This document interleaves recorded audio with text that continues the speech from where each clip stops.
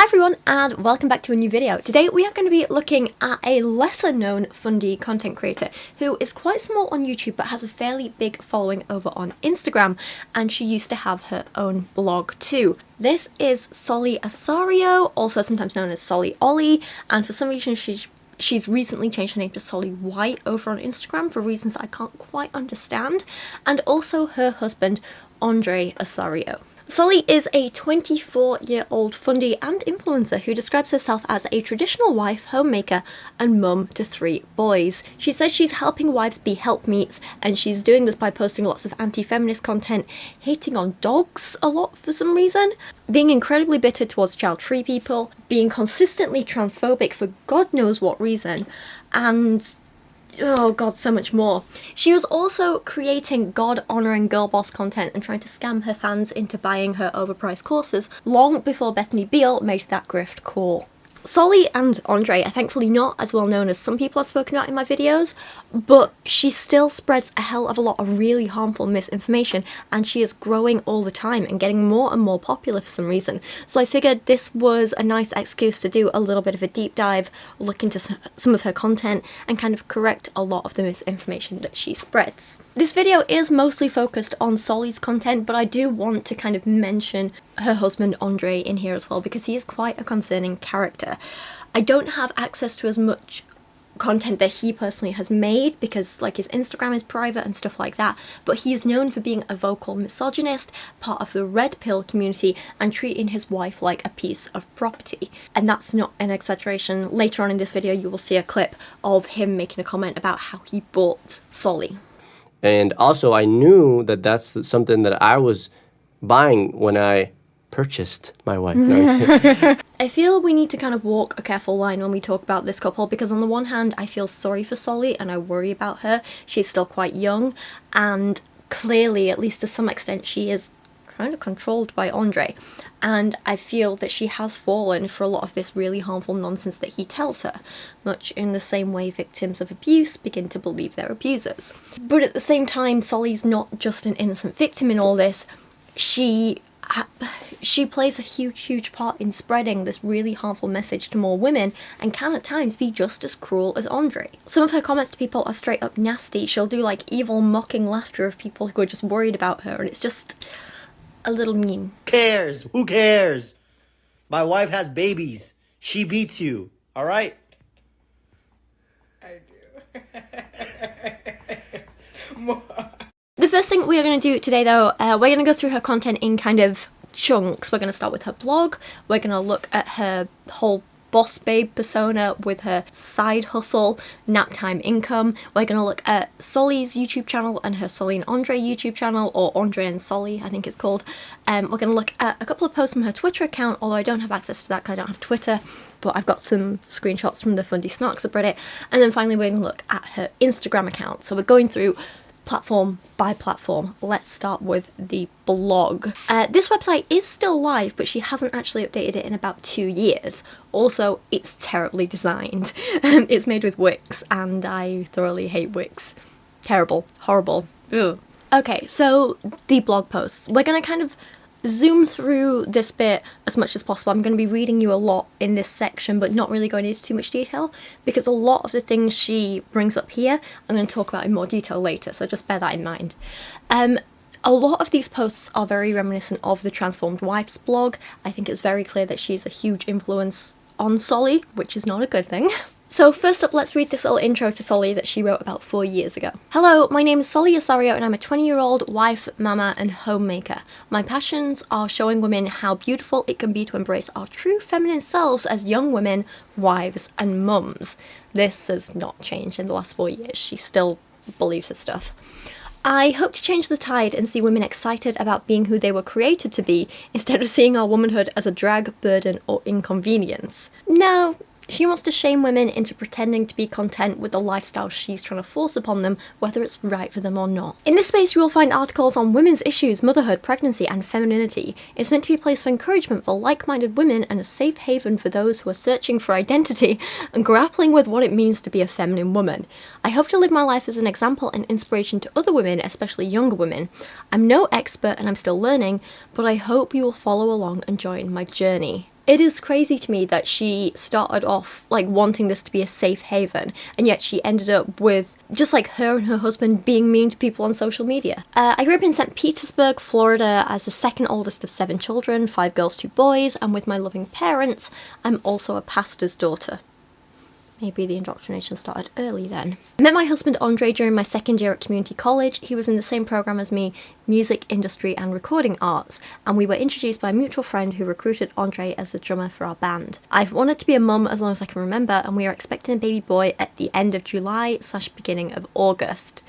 So now, 4 years on, she's actually a mum of 3 at just 24, bless her. And she still doesn't believe in using contraception, so do we think she's going to end up like Carissa Collins with like 10, 11 kids? Because it would not surprise me. I grew up singing with my sisters and mum at, oh God, the grammar's terrible. With my sisters and mum at church and various other places. My family puts on a Christmas concert every year. Singing is one of the biggest parts of my life, and I very easily could have pursued a career as an artist. So see, I'm really getting Carissa Collins vibes here, right? Carissa said this almost exact same thing. You know, this whole like, oh my god, I'm totally talented enough to have had an amazing career, but I chose not to because God, and therefore I don't want any other woman to have a fulfilling career, ever. Very Carissa Collins. I think the difference is, though, that unlike Carissa, Solie can actually sing, so that's something. She's got quite a nice voice. Okay, let's take a look at some of the blog posts, starting with the earliest and working our way forward. This one is called Just a Mother. When I was young, I wanted to be a paediatric oncologist. I was obsessed with reading fictional books about childhood cancer like Defiance, and my favourite movie was Letters to God. After a couple of years, I realised that this was probably one of the most depressing jobs on earth, and one that would require more schooling than I was interested in. Now, people can of course choose whatever they want to do with their lives. That's not a problem. I'm not going to tell anyone there's a right or wrong way to live your life. No one should be forced into a career or lifestyle or anything they don't want to do. And I agree, working with sick and dying children is going to be an emotional burden on you, and not everyone might want to take that on. That's absolutely fine. When it comes to most jobs and stuff like that, you don't need a reason why you don't want to do it or don't want to follow a certain career path other than just, I don't want to. No problem with that at all. That said, I do find that opening a blog post with, I've always dreamt of helping people but couldn't be bothered to do the work, isn't exactly giving me the best impression of you. All I'm seeing is someone who's lazy and selfish. It just bothers me a bit. There's definitely a kind of theme of laziness with Solie that we see throughout a lot of her posts. A lot of it is like, see, I could do this, but I don't want to. I have mixed thoughts. It's hard. Anyway, she said, then in high school, I decided I wanted to be a certified midwife. My favourite show was Called the Midwife. Love that programme, it's great.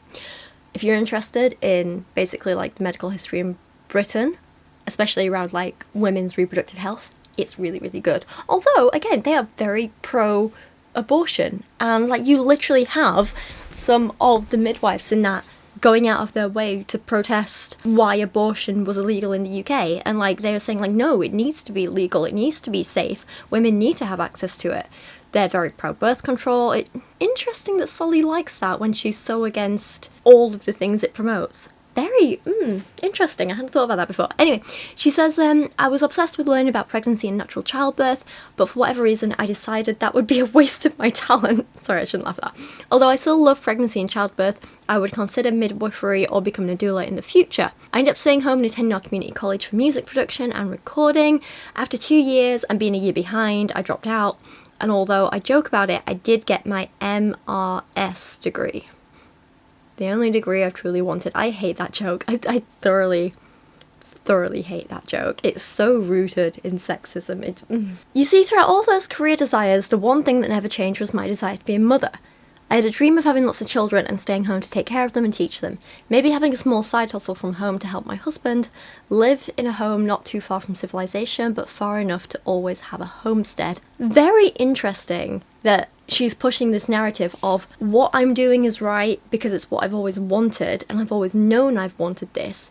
But if someone like me said the same thing, she would have a problem with it.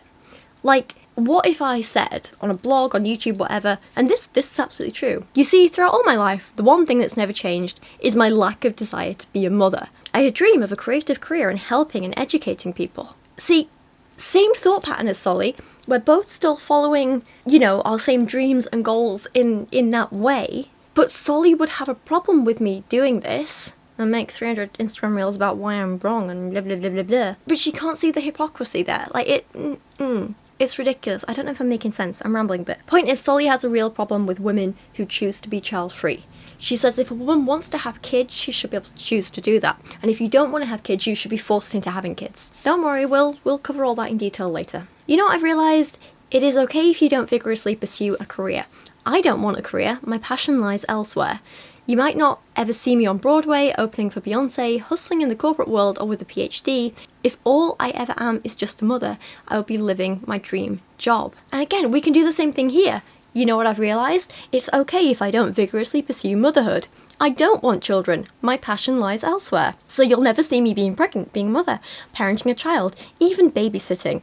If all I ever am is not a mother, I'll be living my dream life. See? We're both doing the same thing. We're both following our passions, our goals, our wants, our needs.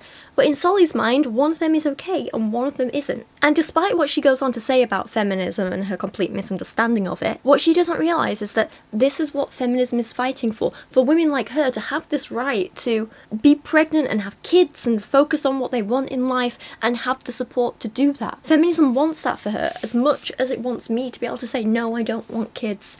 This is the life I want instead. Amongst other things, at its core, feminism wants people to be able to choose what happens to them, how they live their life, and have equal access to opportunities to be able to do that. That means allowing people the resources to be a parent if they want to be, and the support to do that, and also the resources to pursue a career and support in doing that if that's what they want to do. And if you want to do both, giving people the resources and support to do that. It's not that complicated. She goes on to say, you're not too young, too smart, too talented, as they like to argue. You do not have to have life experience, wait till you're 30, or want a real job. So she's saying, like, you're not too smart, too blah blah blah to have kids. That's what she's saying here. And this is where she kind of loses me because, again, maybe controversial, I do think some people are too young to have kids, or too inexperienced to have kids, or just ill-prepared to have kids. And in those cases, it is a detriment to the child and their well-being. I thoroughly believe if you're actively trying to bring a child into the world, then you should be well informed about what you're doing to be able to give that kid the best possible life and best possible opportunities that you can. And while I do believe that some people can start off too young and still end up being wonderful parents, not everyone does. And I think people voicing concerns about the well-being of a child or potential child because the parent is too young or too inexperienced, it's a very valid worry and not one that should be scoffed at. If you want to try and convince someone that you're not too young to have a kid, then the correct response is, I understand your concerns, and these are the steps I'm taking to ensure I'm a good enough parent despite my age. Rather than, you're not too young, you're never too young, everyone needs to have kids, you should be forced to have kids too. Do you know what I mean? Let's take a look at another post. This is called Never Do Anything for a Man, which is meant to be like a sarcastic title. It's in quotes. She's trying to say that that's what feminists say. She says, I love cooking for my husband. I've discovered that cooking is a creative outlet for me, but it's more than that. Being able to serve Andre is one of the joys of my marriage. So she opens this post by explaining that I am a servant to my husband and I'm not ashamed to publicly admit that. Which is really something. As women, especially in romantic relationships, I don't get why romantic's in quotes there, but here we go. We have the unique opportunity to serve the man we love dearly. I believe in the archaic, misogynistic, patriarchal, old school, quotations for sarcasm, idea that God created women to be helpers to men. Part of our unique design is to come alongside the man in our lives and help them, apart from the general ways we can love and serve everyone as Christian. This is amazing because it's something that God made special and innate within us. We live in a world that's constantly telling us to never do anything for a man, don't dress for men, don't depend on a man for anything, don't do anything for a man that wouldn't make you happy. They say if you do something for a man, you are devaluing yourself and your worth. I disagree completely with this idea. She's missing the point here, I think maybe on purpose. It's not about never doing something for a man, it's about never just doing something for a man at the detriment to yourself. There's a difference here. Life is about giving ourselves and serving others. So what if a woman wants to put on makeup and dress for her man? So what? She endures a football game even if it's the last thing she wants to watch. God forbid she clean up after him or cook for him. Time and again, God's word talks about selfless love, serving others and giving ourselves away. Why shouldn't it be the same for our relationships? Why are so many people so resistant to the idea of doing something for the person you love more than anything? People aren't against that. people, especially feminists, are just against the concept of women and only women being forced into that role when it's not what they want to do, and being forced into that role purely because they're women. There's nothing wrong with doing stuff for your partner because you care about them and want to show them that. Nothing wrong with that at all. But it shouldn't only be a woman's role to do that because she's a woman. It should be a thing that partners do for each other. It should be reciprocal. It should be reciprocal. Why can't I talk today? You're doing it because you want to and because you're trying to show them how you feel and how much you care about them. You're not doing it because you feel like it's your duty as a woman, and you should never be forced into doing things that would make you miserable. Like, I'm glad that Solie enjoys cooking, cleaning and looking after babies so much, but I just know on a personal level, that is my idea of hell, and I would never want to be forced into that or force someone else into that. Like, it's honestly hard enough having to do the whole like cooking and cleaning thing for myself sometimes.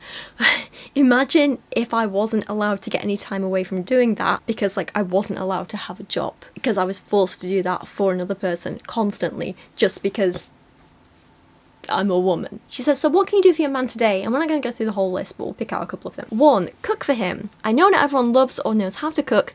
Maybe your man is the main chef. Even so, if you don't know how to cook, learn.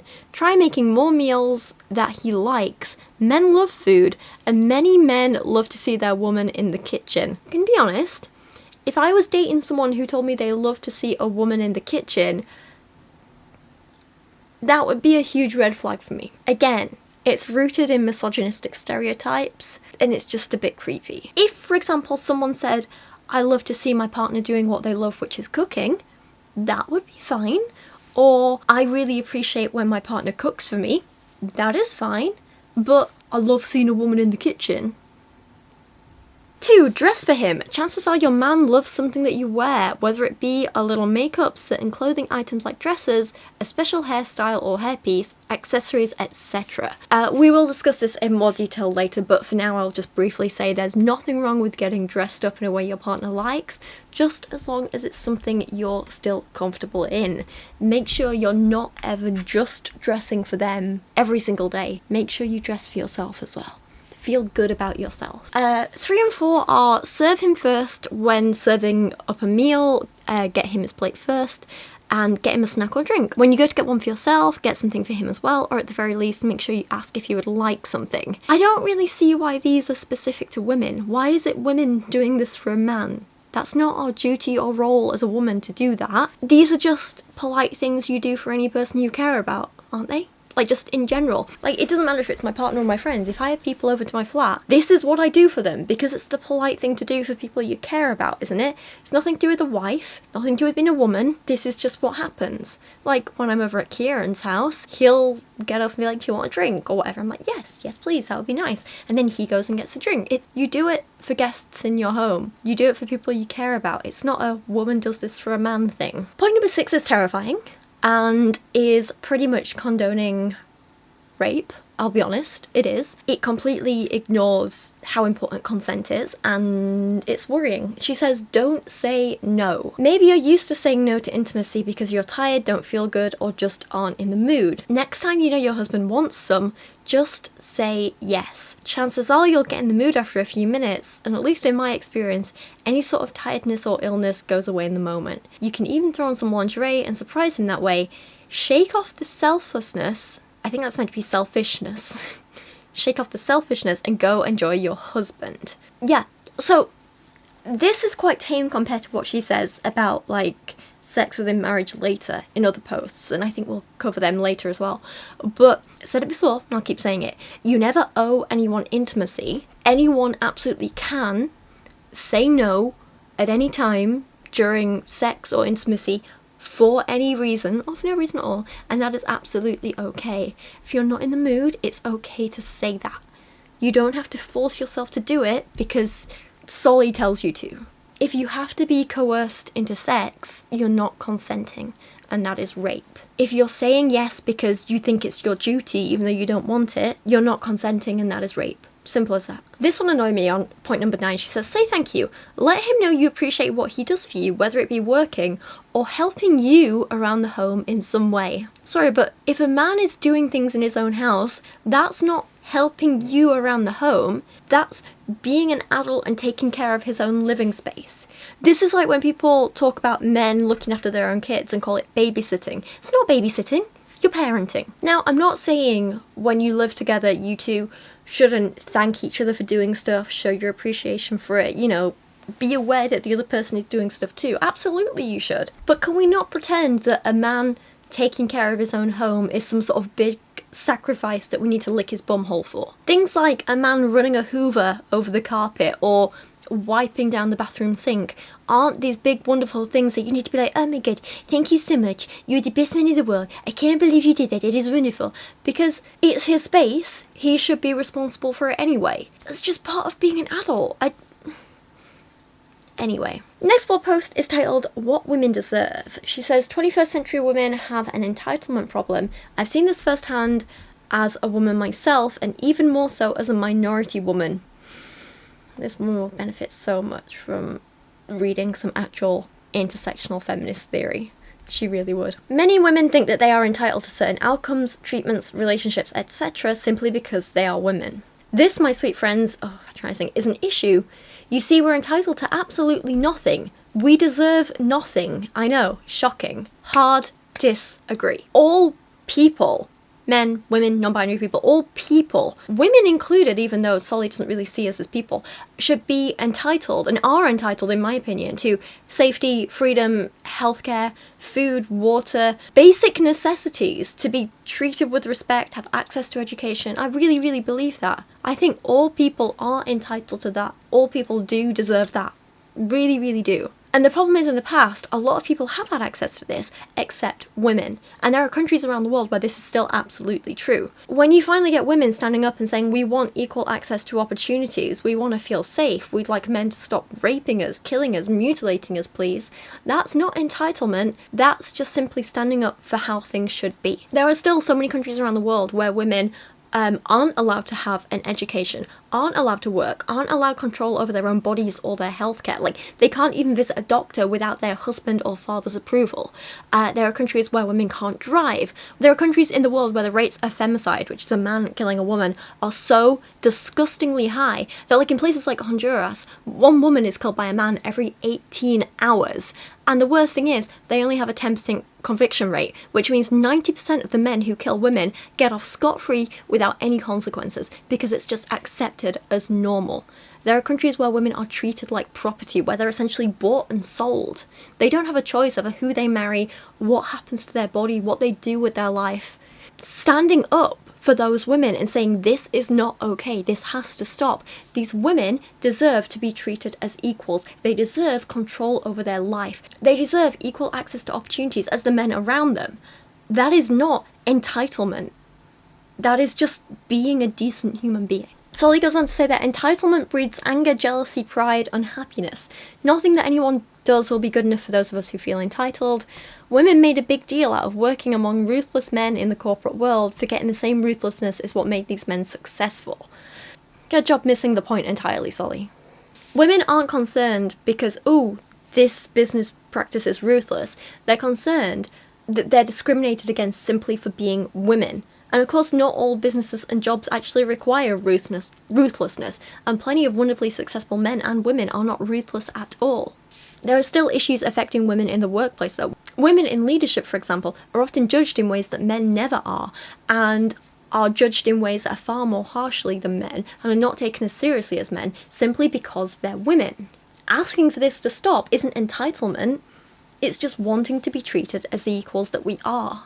For an example, just look at how world leaders were treated during the pandemic. The countries who dealt with the pandemic in the best way, with the lowest numbers of death, lowest numbers of infection rates, and who were able to come out of lockdown the quickest, were countries led by women.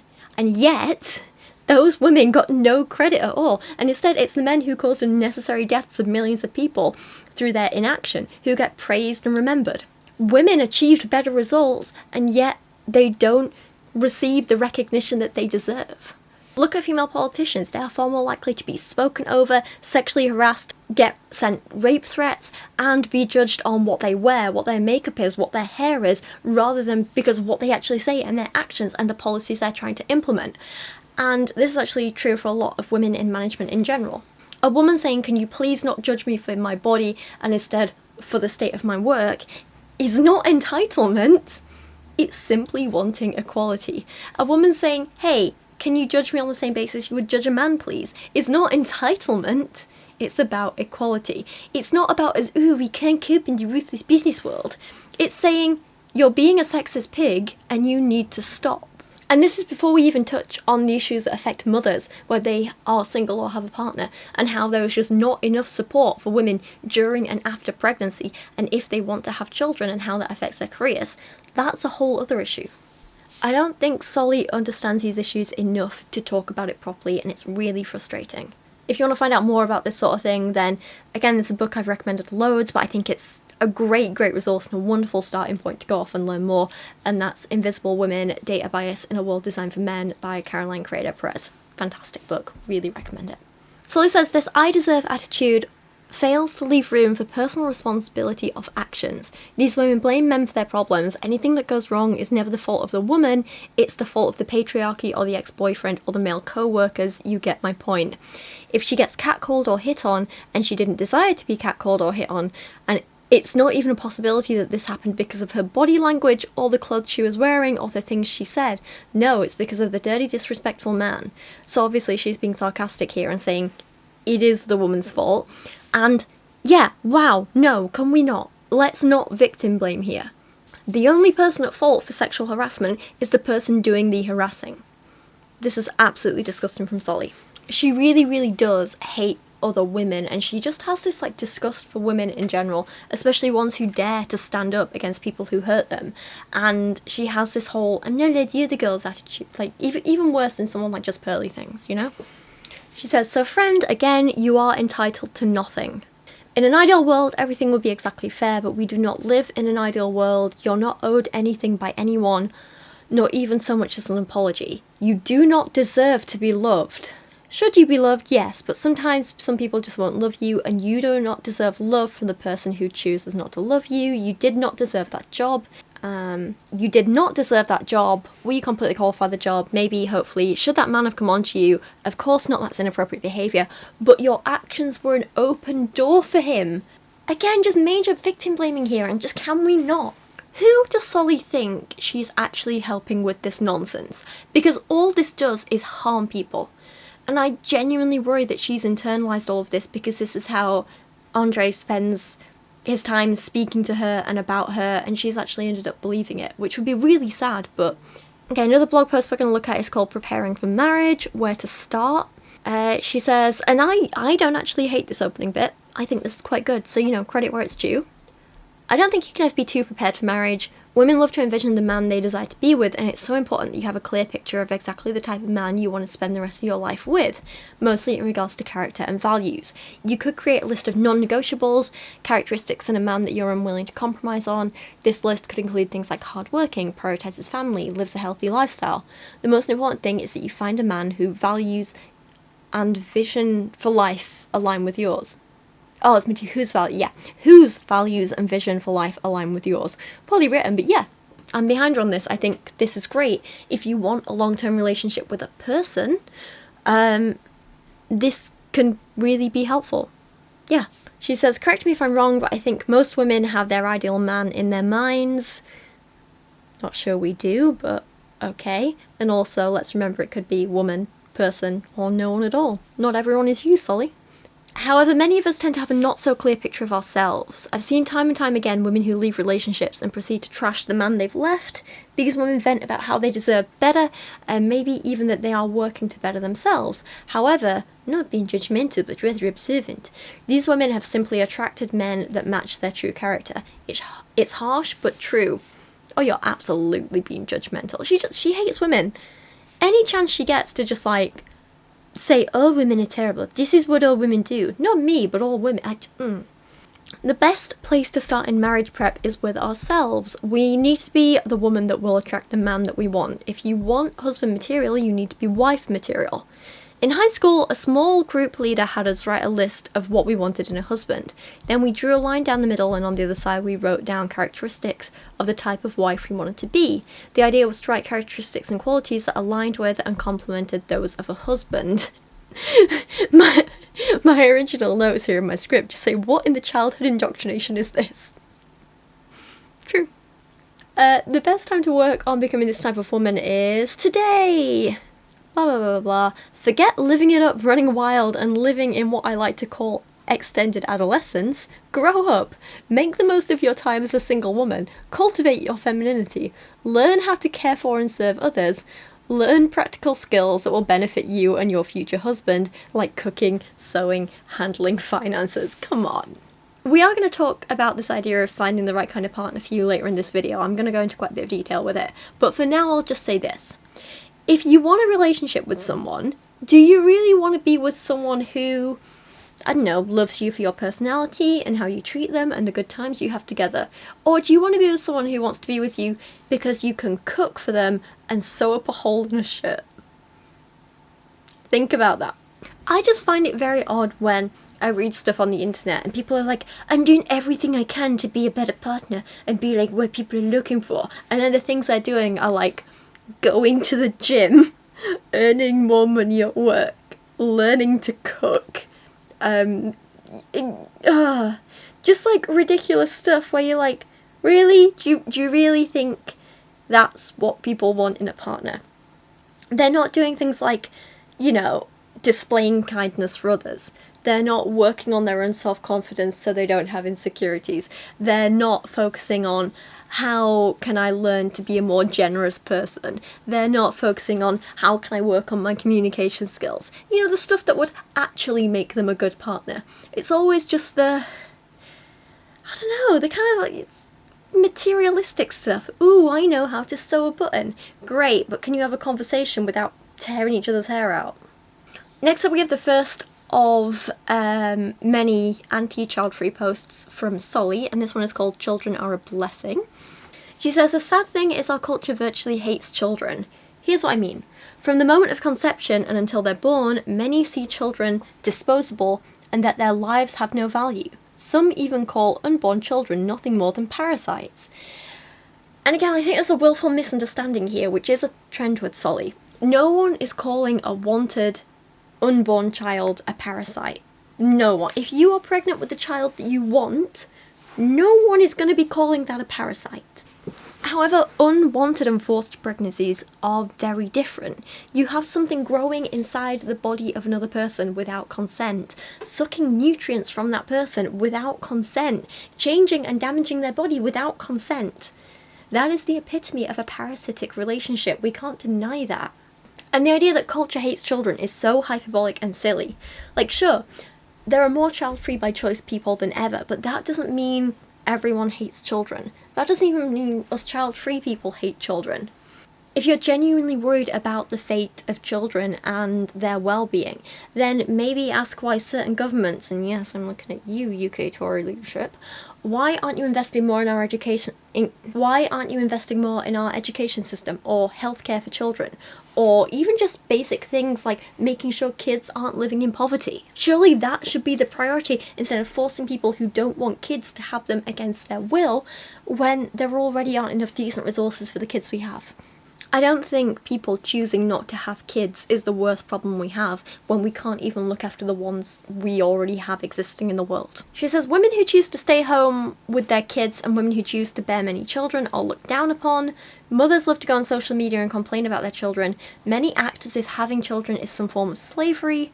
Child abuse and even the manipulation of children for gross agendas are rampant. Yet, funnily enough, some of the worst cases of child abuse that we've seen have been carried out by people who say that everyone should be forced to have children. Looking at you, Ruby Frankie and Jodie Hildebrandt. I don't think women who choose to stay home with their kids are looked down upon, though, not at all. However, women who choose to have many kids, I think they are looked at with concern because, like in the case of Carissa Collins and the Duggars, we've seen that having families with that many kids leads to neglect. It leads to kids being hurt. It leads to abuse. It leads to parentification of the older kids, which can cause serious, emotional trauma for them. a lot of issues with it. It's not that we look down on people for having a lot of kids, it's that we're concerned about the kids they have. She says many women don't want children, they want to live for themselves and not be held back with children. They live for their careers. They want pets and plants instead of babies. They want sex without the biggest consequence of sex, children. Yeah, and? What's the problem? Women, if God did not call you to singlehood and chastity, if you have a sex drive, and especially if you're married, you should want children. Women have been trying to suppress and belittle this desire for decades. It's natural for women and men to want children. It's a part of our biological design to bear children. This is truly feminine and organic. Well then I guess I'm neither feminine nor organic, am I? This is crazy. Like, I'm not suppressing any desires, Solie. I just don't have that desire at all. Never have. Never will.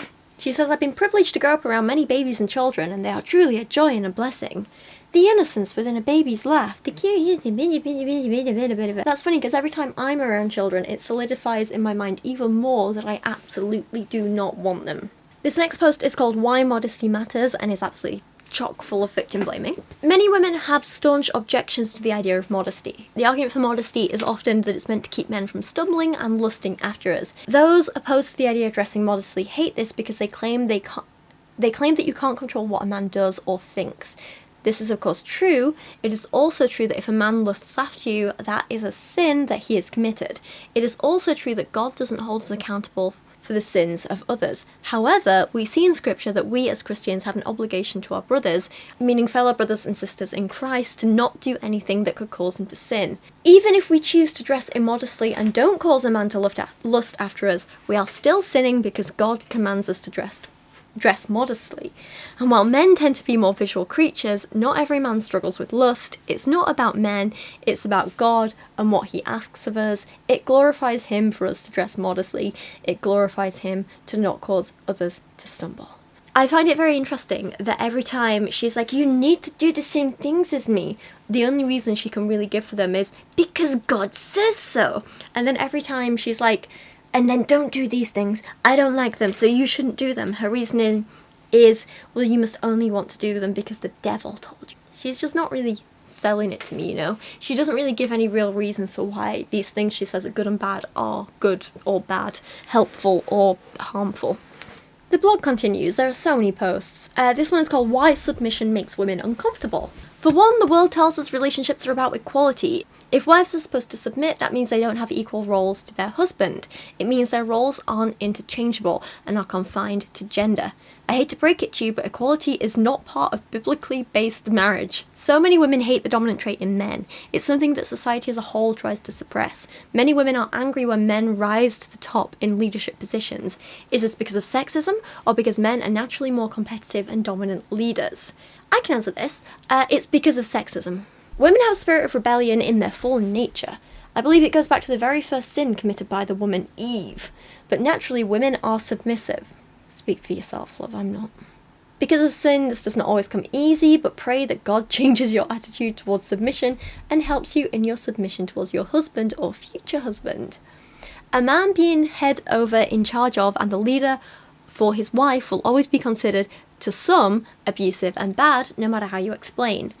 I'm here to tell you it's not. It's actually a beautiful thing, and it is the order in which God intended husbands and wives live. It is an evil and rebellious spirit that causes the distaste for submission. Pray that God will open your eyes and give you peace about submission if you don't have peace already. Look at that. We're back to the whole, my way is because God says so, and your way is because the devil says so, and therefore I'm right and you're wrong. I'm big, you're little. Sorry, Matilda. I'm smart, you're dumb. I'm big, you're little. I'm right, you're wrong. And there's nothing you can do about it. As an atheist, I'm going to need a little more convincing, you know? This is 10 tips for how to be a submissive wife. You're seeing a theme here. A lot of repetition from her. It's not popular to submit. Chances are high that you won't read about it in a marriage book, hear about it in videos, or see people talking about it online. Like, are you kidding? It is literally everywhere in Fundyland, and non-Fundyland, sadly.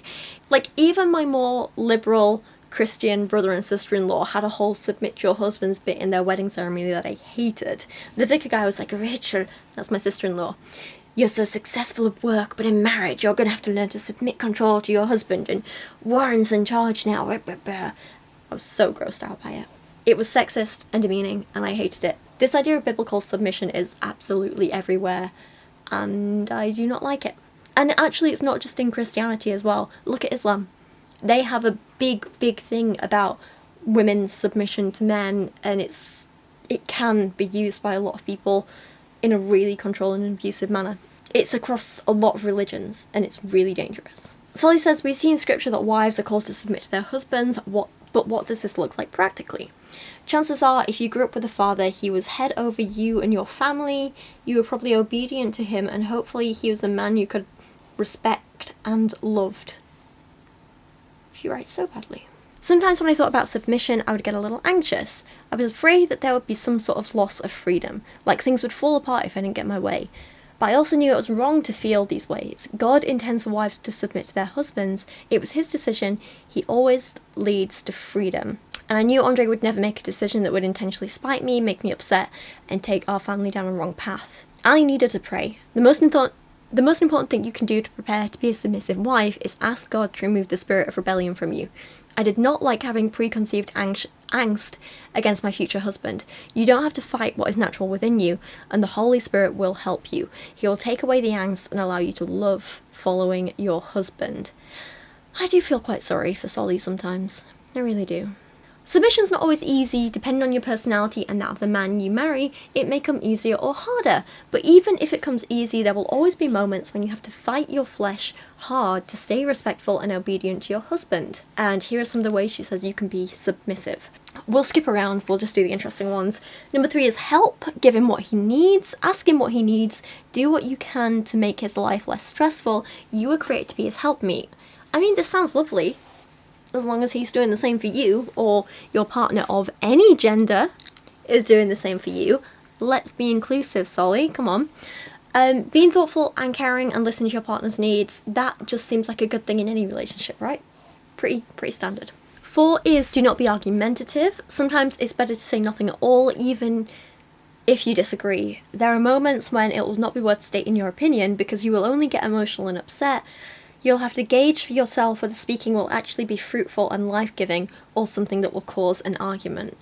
See, in a healthy relationship, you should be able to disagree without it causing huge arguments. You should be able to say, hey, you sure you want to do that? Or, hey, is that the right choice? Or, oh, I don't know if I agree with that. Without it being a huge thing, because you respect each other's opinions and you're happy to listen to each other. You shouldn't be afraid of voicing a different opinion in case it causes an argument. It absolutely should not just be down to one person to suppress their feelings in case it angers the other. That is a sign of a really abusive relationship, and it's scary to hear that she's pushing this as normal. 7 is let him take the lead, let him provide, let him protect, let him be chivalrous. At least ask for his opinion. Even if he has none or ends up being indifferent about whatever it is, resist your desire to be in control. Men are dominant by nature. Do not try to repress that. Yeah, that's absolutely not true of all men. Not even a little bit. This is just anecdotal, but my Kieran is like the most laid-back guy. And I think dominant is one of the last words you would ever use to describe him. Number 8 is let him have the final say in decision making unless he says otherwise. If he says no or doesn't go with the decision you hoped he would, he has the final say, even if it makes you sad or mad. If you feel it's a bad decision, you can bring it to God. Remember that your husband's not trying to spite you or hurt you. He is the leader, and so he gets the final say. Stuff like this is literally just giving abusers permission to keep getting away with their abuse. And I know that might sound drastic, but it's not. Were any of you around when I made the video, or I think maybe 2 videos, on the book Love and Respect? Basically, that was about how women only need to be shown love in a relationship, and men only need to be shown respect in a relationship. It was all very heteronormative and ugh. There were hundreds of stories from people talking about that book and how it ruined their lives. There were literally hundreds of people talking about how their abusive husbands used that book as an excuse to keep abusing them, and the victims were afraid to leave or didn't know how to leave or felt guilty for even thinking about leaving because that book told them that what was happening to them, the abuse they were facing, was normal and what they deserved. this is just what relationships are. I'm getting the same vibes here. Like, absolutely. And it's scary. Another post is titled, What do gender roles have to do with Christianity? And in this blog post, Solie starts off listing a bunch of Bible quotes with rules for women, and she says that these are still super important and not outdated at all, and even if they are outdated, then it doesn't matter, keep following them anyway. These include things like submit to your husband, be self-controlled, be pure, work at home, women should keep silent in churches, and so on. She writes, we must not fall into the worldly mindset that these rules were based off of the subordination and devaluing of women and a bad system of patriarchy. Think about it. How many women preachers do you know that are not loud or have some sort of feminist bent in which they dominate men, or portray women as victims, or somewhat holier than men? Granted, most male preachers are like this as well. They believe they have equal roles to men, and we know this is wrong, as by definition, a woman preacher has authority over her husband. Men and women are different. This is God's specific design. God is sovereign, and he does everything with intention. I've been wondering for a while why so many fundies push this idea so much. And, you know, this idea that, like, no matter what you do, no matter who you pick, men and women are so different that you two are never gonna get on completely, and the only conclusion I can come to is the fact that they've realised they've married someone completely different to them, and now they're stuck with them, and the only way to make themselves feel better about it is to tell themselves, well, all men and women are different. It's not that I chose the wrong person, it's that this is just what marriages are, and everyone must be this miserable, right? Even if I married someone else, we'd still have nothing in common, because I'm a man and they're a woman, right? That's all I can think of, that they're trying to convince themselves of that. I wonder how they managed to get their head around the fact that some couples are just happy, or how some same-gender couples just work well and are healthy, and I don't know. I wonder how they get their head around all of that stuff. Anyway, for Christian women, we should be in our homes, keeping them. If you're a wife, you know you have an obligation to your husband and must submit to him in everything so that he can help sanctify you. God has a specific design for our lives and for us as men and women. The world hates biblical teachings on gender. It slaps all of these isms and ists. And fellow sisters, we must not listen to what the world has to say on these issues. They are almost never in line with or reflective of God's word. It matters because we see how societies fall apart when they no longer live within God's design. I'm gonna need some proof of that, please. How is society falling apart because it's not in line with God's design? And I'm sorry, Solie, but people doing things I don't want to do does not mean society is falling apart. Studies actually show that in general, since we have more access to birth control, in places where women have access to healthcare, better education, they have equal rights, it shows that people in general are just happier overall. Especially, I think, in countries like the UK and America, single women over 40 who are child-free are actually the happiest group of people out there. Clearly, they're doing something right. This bit confuses me. She says, we know that family structure and upbringing has a direct effect on society. A wife who works outside might make it difficult for the husband to be the main provider. He may feel less of the weight of that responsibility, or not want his wife to stay home when it would be better for the children because they've become so dependent on her income as well. He may feel less of the weight of that responsibility. How is that a bad thing? That's not a bad thing, right? I mean, not every man wants to be a sole provider for their family. It's very confusing. I've said before, but I earn quite a bit more than what my partner does, and it doesn't cause any issues. It's not a problem. It doesn't make him feel bad or anything at all. He loves it because it means that we can do more things together, and that together we can do more things than he can do alone. It's great. And then there's just more like, society is convinced as patriarchy is a thing, it's not really a thing. This next post is titled Marriage Equals Babies. That's fun. Something very sad and actually devastating has happened to this world over the past decade. The separation of sex and making babies. No, I think probably 90% of babies are still made via sex. Yeah. It used to be common knowledge that sex resulted in a child. It was expected that married couples would have children. Yeah, because they had no other choice. This separation has caused married Christian couples to believe they don't need to have kids. It's also resulted in a negative view of unexpected pregnancy. It can result in fear, anger, anxiety, rather than joy at the impending arrival of a little blessing. It's resulted in increased promiscuity. It has greatly been attributed to, and is largely the result of, increased use in birth control. It's such horrible. Many of which are why can't I say that word? Abortifacients. For God's sake. You know the word I'm trying to say. Cannot get it out of my mouth. And many of which damage or interrupt a woman's natural cycle, sometimes even causing infertility. This separation can also be attributed to the abortion industry, as now one can be sexually active, but a baby is just a mistake, as if making a baby is some unfortunate and uncommon side effect of sex that can be gotten rid of because it was unplanned. We are, again, going to be talking about this in a lot more detail later on when we get to this section on their YouTube channel, but I would say that the only people who have a negative view of pregnancy are the ones who've actually bothered to educate themselves on what pregnancy involves. People don't just have that view for no reason. It's because they know what pregnancy actually is and they're like, crap, I do not want to go through that. And, sorry, but it's absolutely not that people don't want children because abortion and birth control exist. Solie has it backwards. Abortion and birth control exist because some people don't want children. She's got the causal link backwards.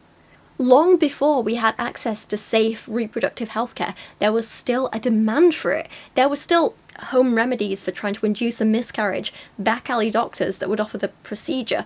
People would use herbs and other concoctions as contraceptives and so on. People would literally use tissues from animals as condoms. If you don't want to have an abortion now or at any point in your life, that is absolutely fine. You are more than welcome to do that. But you can't deny other people access to healthcare when they need it just because it's something you don't think you'd want yourself. That is completely unfair. She says, here's a formula for you. Marriage equals sex equals babies. Maybe that's not proper math, but don't come for me, okay? You know what I mean. I know what you mean, but you're still wrong. The world may never get it, but Christians should embrace the fact that procreation is a result of sex when God created man and woman. He didn't say go have sex, he said be fruitful and multiply. Having children is the reason for sex. We need to remove the mindset that we can be ready for marriage but not children. If you're having sex, you need to be ready in case God decides to give you a little gift in the form of a baby sooner than you expected. No. The world has pushed this idea that you can have sex as much as you want and get nothing from it but pleasure. Consequence-free sex is a worldly ideal and certainly a newer ideal with the creation of birth control. Just because you're married doesn't mean that sex is without consequences. Sure, there may not be the sin consequence, but we forget babies are a part of, or should I say the fruit of sex. Again, Solie, if you don't want non-reproductive sex, that is absolutely fine. You don't need to have it. But why are you so bothered if others do? It literally does not affect you at all. She says, we live in a world where unborn babies are killed for convenience, married couples use birth control in the hopes of never having children, and sex has been reduced to nothing more than the fulfillment of an urge. So most abortions actually take place before 12 weeks. When it's not wanted, that is not an unborn baby. It is an unconscious, non-sentient embryo which cannot think or feel. It's as sentient as a plant. You know, actually, in some cases, it is less sentient than a plant. Some plants are pretty cool. They know what's going on, to some extent, you know what I mean. If you want to find out more about this, I do discuss it in more detail in my other videos on abortion rights. I'll link them in the source list if you want to check them out. The next blog post just provides some very interesting context for who Solie and Andre are and how they treat each other. I don't want to comment too much or make assumptions about their relationship, but I'm just going to read out these vows to you and you can judge this for yourself. So these were Solie's wedding vows to Andre. My first date, my first handhold, my first kiss, my first boyfriend, and now my husband. At the beginning of 2018, you took me out, making you the first and last man to ever do so. You simply wanted to take a cute girl out on a nice date. I, on the other hand, panicked because I wasn't sure whether or not I wanted to marry you on a first date. Turns out I had a reason to freak out. I think I knew then. Even though our relationship didn't find its way out of the friend zone until almost a year later, even when you didn't know God was bringing us together. And I wanted to be in a relationship because I wanted you as my future husband. God, she was barely 18 when they went on their first date. That's quite creepy since he was in his mid-20s. Anyway, we'll buy a home, raise 77 children, make music, love, and good food together even after our 77 children have moved out. I know you say you will never grow old, but we will, Lord willing, grow old together. I know I know I'm so young and have a lot of growing up to do, but I understand the implications and weight of such a commitment. It brings me joy to be your wife, to give up myself and worldly pleasures that many girls my age relish, to be your helper, to submit to you and let you lead me. I promise to be quick to apologise. I promise to not hold a grudge. I promise to love you even when I don't feel like it, even when it's hard, even when we are hurting, even when everything around us seems to be falling apart. I promise to put you first. I promise you and our marriage will be a priority, ahead of family, friends, career, future children, ahead of my own dreams, goals and desires.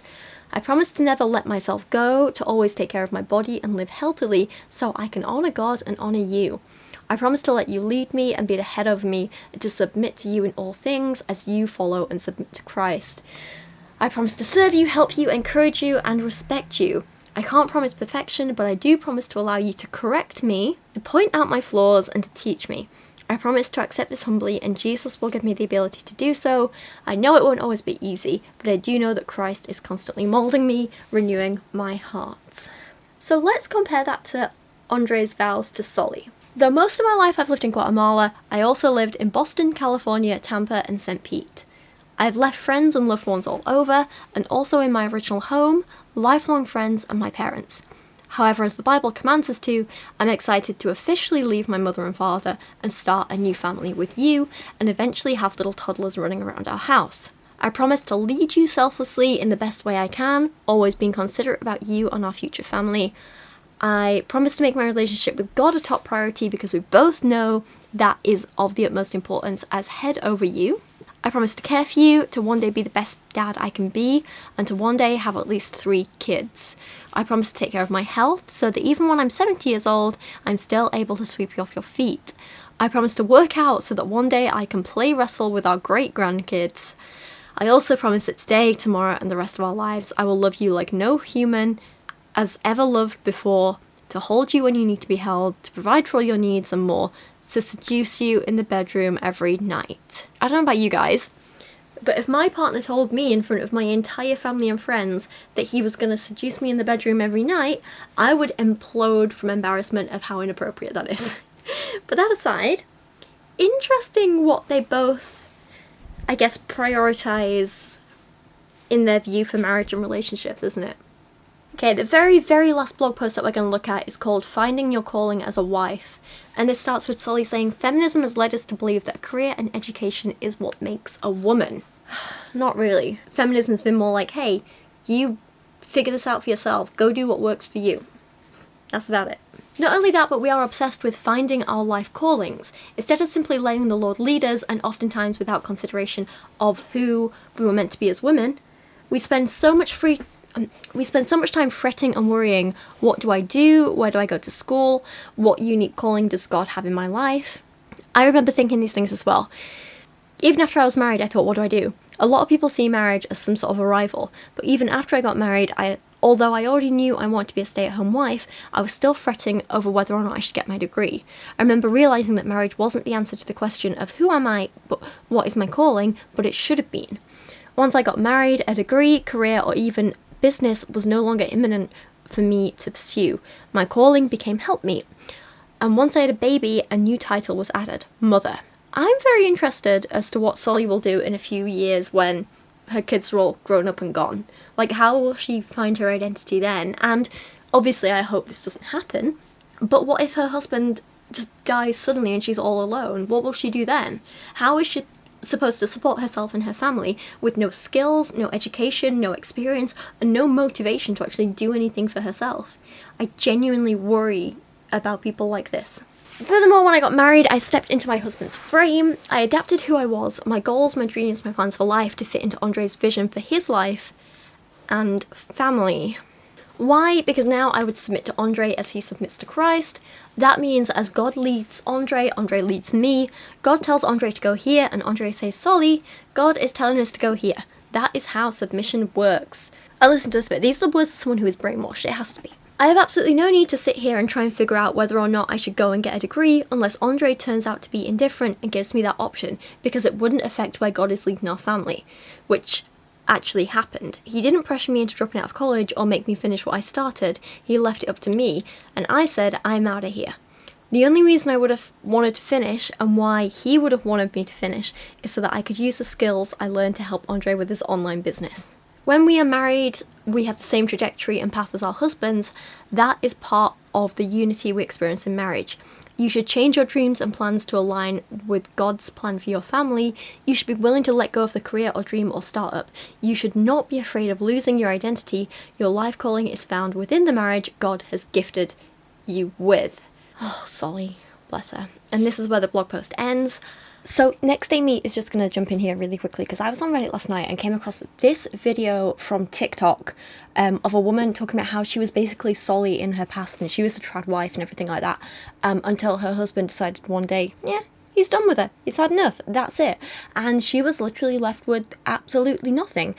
She found that she had no skills, no money of her own. She was basically unemployable in what she thought she was good at, all because this trad wife lifestyle had held her back and held her back and held her back. And then the minute everything that she was basing her life around, which was her husband, decided he didn't want her, she was absolutely screwed over. So please give this clip a watch and understand that this is why I'm so concerned for Solie and other women like her and in her position. Also, I hate how this top looks on camera. I'm going to go change before I film the rest of this video. I'll be back. Because when I was a 19-year-old girl, I fell in love. My Mormon faith told me that I was supposed to be a stay-at-home mom. I got married. I started having babies. I dropped out of college. I never had a career. My only jobs that I ever had in life were a waitress at the Olive Garden and managing a pretzel maker in a mall. Oh, my first couple years of marriage, I decided that I wanted to be an entrepreneur, so I bought a windshield business. I was 20. And my Mormon stake president reminded me that women weren't supposed to work, so I quit my own business, handed it over to my husband, took my name off of it. I would work our family business throughout the next 24 years of my marriage, but I never got paid. I didn't have a salary. My name wasn't on it. I literally worked for room and board. That's it. I would eventually also launch a custom home building company with my uncle as the architect and my friends as the builder, my designs, my realtor. But again, because my husband was the man, his name was on all of the projects, his name was on the business. I remember one of the last custom homes that I built, we sold it and made about a $260,000 profit. That money all went into his bank account. I didn't even have a bank account. I should have said that in the beginning. I never had a bank account. He would give me little envelopes of cash to go grocery shopping with. So I found myself divorced at age 44, just 5 years ago, and within just a few months, I was living in my car.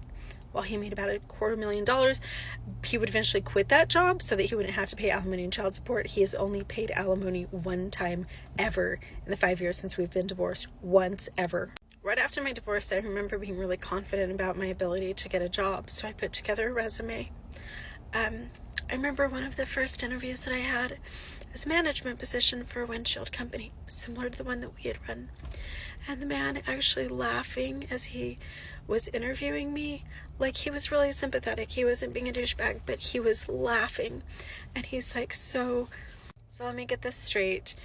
You helped manage your family windshield business with your husband, but you were mostly a stay-at-home mom, and all you did was like the marketing and the hiring, firing, and some of the strategy for the business. But it became really apparent that I needed so many more skills to have any type of management job. I couldn't even like work the basic computers. He told me in the interview, please don't apply for any more jobs like this. You are not qualified at all. You're not capable of doing this unless you go back to school and get your degree or get some different experience. And so I ended up, my first job after my divorce was $11 an hour, 4 hours a day. And it never bothered me once that my financial security was dependent on that man being in love with me. I never realized that him liking me or not liking me or finding me sexy or attractive or interesting determined whether or not my children could eat, whether or not I could buy myself a fucking jug of milk and a loaf of bread. I have no savings, no education, no resume. I was almost a straight A student throughout all of my education. I went to college at age 17. I had dreams for my future. I'm working so hard to get myself out of just perpetual side hustle hell. There's not a day that goes by that I don't wonder why. Why I didn't have a fucking backup plan. Why my kids eating and having stability was dependent on a romantic relationship. Why nobody told me to put money in the bank. Why nobody told me, don't have babies until you have an education and some experience. Don't have so many kids. I wish somebody had told me to put my name on our vehicle loans and to put my name on our houses. I wish somebody had told me that it's okay to put those babies in daycare for a couple days a week and go to college and have a job. That was quite a lot. That was quite heavy, I know. Let's move on to the next thing. I know I jumped quickly over a few of the bigger topics there, but don't worry, we are going to be discussing them in some detail later in the video. Let's move on to this next section. Okay, I feel a little bit comfier now. Let's ignore the fact that I also haven't styled my hair today, and it's been 2 days in a row that I've just thrown it up in a bun because I am completely exhausted. We're going to move on to the second part of this video, and that is, Solie's nap time income. So one of the big things that you will find out, or you may already know about Solie Osorio, is that she hates when women have careers and hates when women think of themselves as girl bosses or boss babes or any other words like that she likes to snarkily use. However, she's more than happy to shell her own scam company, which apparently is completely different because she's doing it from home. Long before Bethany Beal was selling courses about courses, Solie Osorio was making passive income by making courses about passive income. It's funny because for all we mock Bethany for sounding scammy and not really having any genuine business knowledge, Solie is so much worse. Solie's Naptime Income website reads like every scam site out there. It is the epitome of a scam site, making a lot of promises but never really telling you what you're buying and then charging an exorbitant fee for next to nothing. Let's take a read of this together. Save 86% on the Naptime Income Starter Pack today. Wife and Mom reveals how you can earn a side income from home using Instagram without posting every day. I'm sorry, but content aside, who designed this monstrosity? The design lover in me wants to cry at this. How many colours and fonts and font styles do you want to shove onto one screen? You've got 4 different fonts here, 7 different font styles. That's just basic bad design. And do not even get me started on the terrible grammar. This isn't even a full sentence. For single ladies, stay-at-home mums, married ladies with no kids, homemakers and working women! Exclamation mark. She then gives us what is apparently a testimony from a happy customer, which is just a screenshot with a badly drawn underlining. And it also reads like something that every scammer says ever. She goes on to say that posting and seamlessly making income from home without feeling like you're hustling or grinding. I didn't think it was possible, but it is. It's time for you to stop settling for less and stop feeling unable to control your future. Are you tired of not knowing how to post? Are you tired of feeling like you're not connecting with an audience? Are you tired of not using social media to earn? You feel like you have to constantly post or else things don't work. Oh god, I hate this. Sorry, Solie, I thought us women weren't meant to be in control of our own lives at all. So I guess it's okay if we don't feel that way, right? I thought we weren't meant to be in control of our future. I thought our husbands were meant to do all of that for us. You're happy to contradict yourself when it means you make money out of it. And while this list of things here are all valid things to want to learn if you're interested in using social media for your career, there are better and cheaper ways to actually learn this. So for those of you who don't know, I actually have a Bachelor of Science in Business Management with a focus on marketing, and I worked specifically in digital marketing for quite a few years before I ever started YouTube. So this is my area of expertise. So I will say you don't have to go to university and get a degree and study at that level like I did, but you also don't have to shell out crap tons of money to someone like Solie. Most of the things you need to know about social media and making money from social media are just updated versions of traditional marketing techniques and theory, and at its core it all comes down to understanding your consumer and providing them with value through your service. The service in this case is content. So what I'm saying is create content that provides value for your consumer and then focus on how to get that to your consumer and showing them how your content is fulfilling a need for them. And if you want to learn more about it, there's some really amazing marketing books out there that you can buy for between like 10 and 25 quid. You know, you don't have to go and spend hundreds on a course like this. Or you could watch some free videos on YouTube, or you could just give it a go and keep learning for yourself as you go. You don't need to spend hundreds of dollars on a self-proclaimed expert like Solie who has no real credentials. If you are interested in learning more about this stuff and want some specific books, a little hard for me to recommend because it's a good probably 7 or maybe even 8 years at this point since I've read a decent amount of books on the topic, so my recommendations are going to be a little bit out of date. But from what I remember back in the day, and we are talking about back in the day now, Unmarketing by Scott Stratton was a really eye-opening read for me. There might be an updated version of that out there. And also as a nice introduction to behavioural economics, if that's something you're interested in.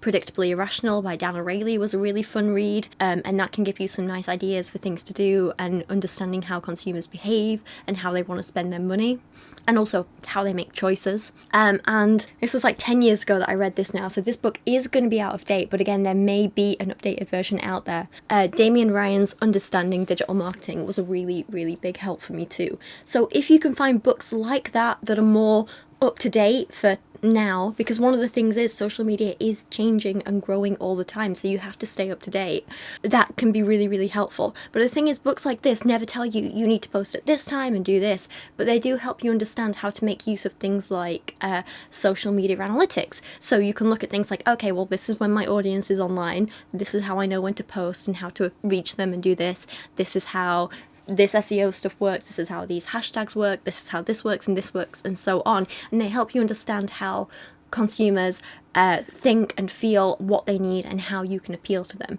You still need to understand the concepts at their core and then apply them to your own situation, so you actually need to think for yourself, but that's the same with any job, really, isn't it? Anyway, back to Solie's course. We get pictures of her and her husband snuggling, because apparently that's how you promote a business. And she says, I pictured a thriving brand, a well-connected online community of like-minded ladies and monthly income from home. Funny that when I make income from home, I'm a disgusting feminist who's gonna rot in hell, but when she does it, it's okay. A joyful brand that is full of life. Looking at my page and feeling grateful for the time and energy invested, and always having a flow of income. Connecting with others, getting admiration from ones that find my content helpful, while being very proud of myself, of course. I'm sure you've had a similar picture in your mind too, right? But then the reality of life set in, and you fell into one of these patterns. Feeling burnt out, not knowing what to do, feeling hopeless and giving up. Maybe all of them, depending on the day. And you started to believe that.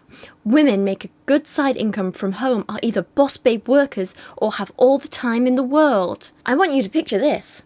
A wife and mum of 3 young ones who take a ton of attention and is a full-time homemaker. Her platform is 1% in engagement rate, and her page brings in thousands of dollars per month, and she doesn't post daily. She feels admired, helpful, and like she's spreading a message she believes in. Hi, I'm Solie, and this is my life.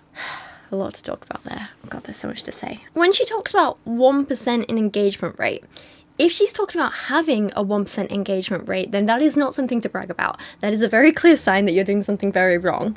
That's not good. That's kind of the average for, like, you know, your mum on Instagram or your best friend who's just posting selfies. That's not a good engagement rate for a business at all. Unless she means, like, you know, she's one of the top 1%. She has the best engagement rate above 99% of other accounts. That could be what she means, although her written communication is terrible, so who really knows. But if that's the case, that's not even close to being true. That's a flat-out lie. She can't just pull claims out of her bum like this and expect us to accept it. Her account is absolutely not in the top 1% of engagement rates at all. If you look at a few of her top posts from Instagram, you'll see a varying number of likes and engagement and stuff like that. Yeah, she's got 66,200 followers at time of writing this script. Her latest... Sorry, I'm hitting the microphone. Her latest post got 55 likes, no comments, 549 likes, 9 comments, 604 likes, 26 comments, 196 likes, 60 comments. This one's a bit better. 7,869 likes, 429 comments, that one did okay, 1,168 likes, 19 comments. So if we're going to look at these stats, officially we shouldn't really include the outliers, so we'd get rid of that 57 and that 7,000. But we're going to be nice, so we're going to include them, and we're going to work out an average.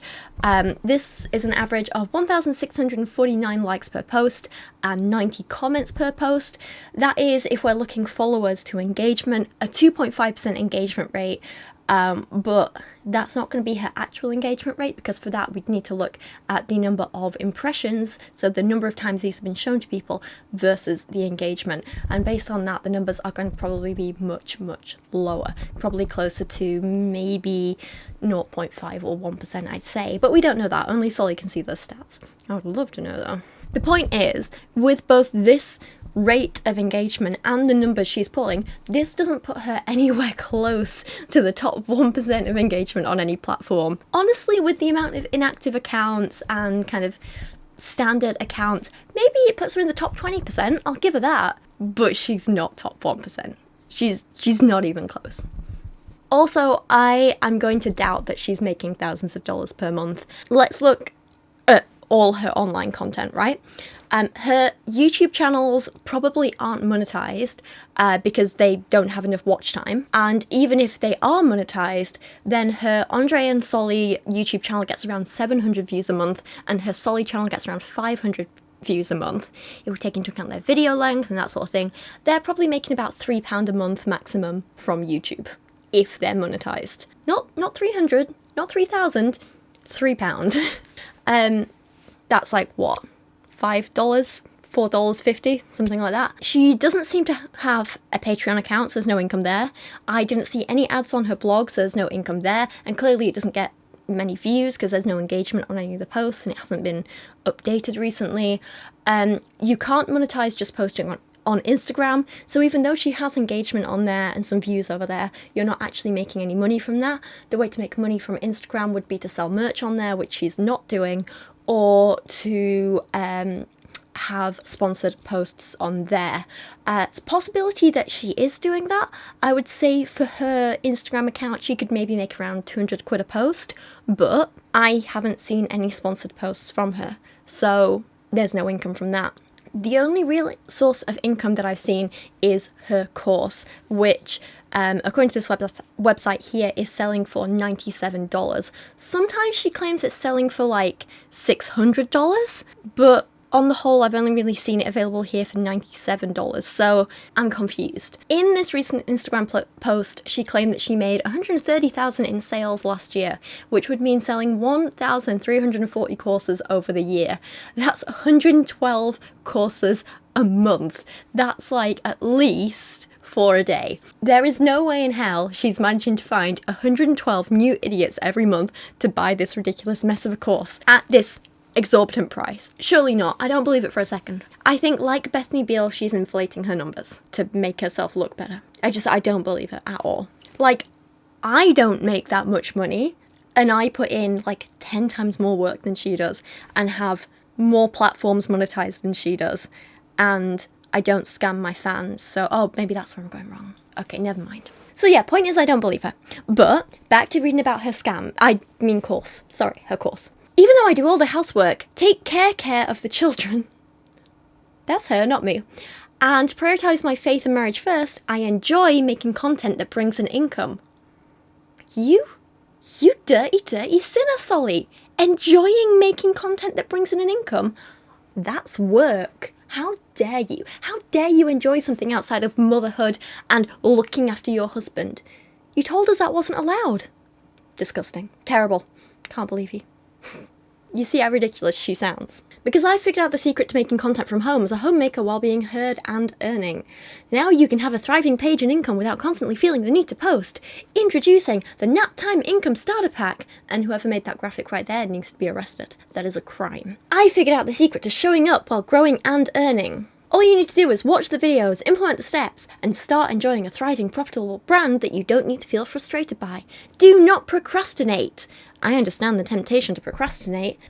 It just goes on like this. It all sounds so scammy. Don't wait, buy now. The tone of voice is very much like... Do you remember those old double glazing ads with the guy who was built... he would go and he would smash the windows and he'd go, you buy one, you get one free. I said, you buy one, you get one free. The tone is very reminiscent of that. And if you didn't grow up in the UK in the 90s, you are missing out. They were quality adverts. Remember the bog-off offer from SafeStar UK? Well, it's back! You know the one. You buy one, you get one free. I said you buy one, you get one free. Right now, for every single window door that you buy, I'll give you another one absolutely free. And SafeStar are still giving you free fitting. Trust me, it's free fitting. Or you know, there's like late night infomercials. It's like, if you order today, I'll throw in this and this and this, all worth $7 billion, but for the low price of just $300. She uses that technique as well. And she also has one of those fake countdown timers of when the sale will end that resets every time you reset the cookies on your browser. I know, I checked. If within 30 days you are not 100% satisfied, I will happily refund you. Doubt. I wrapped up everything that I used to have a thriving brand without using the modern ultra boss babe mentality, and I'm nearly giving it all away. Said like a true boss babe, Solie. The way I see it, you have two options. Number one, do nothing. Continue down the same path that's given you the same mediocre results you've gotten thus far. Or number two, let me do the heavy lifting for you. Instead of going years carrying on the burden of overwhelm, stress, resentment, simply implement the principles I'll show you in the Naptime Income Starter Pack. There's two types of women in this world. The ones who don't care to grow. The ladies that don't care to improve, to get better, and to thrive, and just let their creative endeavours end up in ruin. Or two, the ones who see themselves as Proverbs 31 women. The women that acknowledge that they can use nap time and downtime, I can't even speak, to grow a thriving, profitable brand. I'm looking for the ladies that are serious about their dreams, and if you're reading this, chances are they may be you, but only you can decide. Oh god, that made me choke. My original notes for this wrote, OMG, which MLN hun taught you to write like this? And then I had a think, and I was like, wait, do we think this is actually a secret MLM? Do we think she's getting people who bought the course to go out and sell the course to others, or sell their own courses to others, kind of like Bethany did? Because, I mean, if so, that would explain the income a little bit better, but who knows? Who can say? I can't. I'm not taking this course. So basically her whole point is you can make thousands of dollars a month at home by not doing any real work as long as you pay her, and I'm sorry, but that's a bunch of rubbish. As someone who does make money off content creation and from home, I can clarify that it is not just, oh, you post some stuff for 5 minutes and you sit back and do nothing. Creating good content that actually provides value for your viewers takes time and effort, just like anything else. If you want people to consume your content and pay for it, it needs to be content which provides real value to the consumer. It needs to be entertaining or educational or informative or emotive or just something. You can't just get paid for nothing. Whereas Solie is claiming that she is getting paid hundreds of thousands of dollars a year for spreading hate and hypocrisy, and I kind of hope that's not true, because she doesn't deserve it for the crap she posts. Hey y'all. I thought I was done. I'm not done. It's now 11:30 at night. I'm very, very tired. I'm literally sat in bed trying to edit this video. Kubi is having a little grumble next to me, aren't you, babe? Yeah, she is. Sorry. Anyway, I'm just jumping in while I'm busy editing all this. Turns out this isn't their only Naptime Income website. They have another Naptime Income website. This one looks maybe newer. This is the one that comes up when you Google it, but it's not the one linked on their Instagram account. I just thought you might like a look at this. It's very confusing, but it does look like they offer maybe more than one product, but they're not very clear on their pricing or anything like that. It's very odd. They're not clear on anything, are they, Koo? No. Bless her. She's grumbling. She can't get comfy. Okay, back to editing. I'm so tired. Moving on, we are going to look at her YouTube channels. So, Solie has two unsuccessful YouTube channels, Solie and Andre and Solie, and today we are going to watch a selection of videos from both and respond to them, because why not? Like I said, these don't get a lot of views a month. We're talking like 700 views a month on one and 500 on the other. They're not crazy well known, but they're still out there. We're going to start by watching a video titled Preparing for Marriage, Peace, Love and Chocolate, featuring both Solie and her husband Andre. In this video they teach us how to prepare for marriage, as they are the experts, because at this point they've been married for a whole 8 months. Pros. We are talking today about adjusting to marriage. We have been married. I like can't even keep track of how long we've been married at this point. So I'm like 7 months pregnant, so we're like been married for like 8 months or so. I don't know. Let me see. Yeah, we've been married for about 8 months. A lot of people So, like, before you get married, if you are planning on getting married or if you've been married, you probably hear people say that the first year of marriage is the hardest. Like, it is so hard. And, you know, you're going to be so shocked and surprised when you are in your first year. But you just got to make it through that, and then it'll get better. Like, do you know what I'm talking about? Yeah, totally know. Like, That's probably most people's advice that we've gotten. You know, just couples that talk to us, they say, "Oh, you be careful because you know the first year of marriage is horrible. The first 5 years of marriage are horrible. First 10 years of marriage are horrible. You know, so like your whole marriage is so horrible." So maybe this is just because I am not religious and I come from a background where people get married because they want to continue to build a life together, not just so they can have guilt-free sex. But everyone I've spoken to who is married always says how the first couple of years of marriage are the easiest because you're in the honeymoon phase. And as someone who has been in a couple of long-term relationships, I found with the healthy ones at least, the first few months and years are, again, the happiest and the easiest. At that point, you're still desperately in love and lust. You're just enjoying each other's company. You haven't had time to annoy each other yet. You're maybe in that post-wedding glow before the rest of your life piles on top of you. You probably haven't had to deal with difficult things as a couple, like health issues or money issues or work issues or things like that.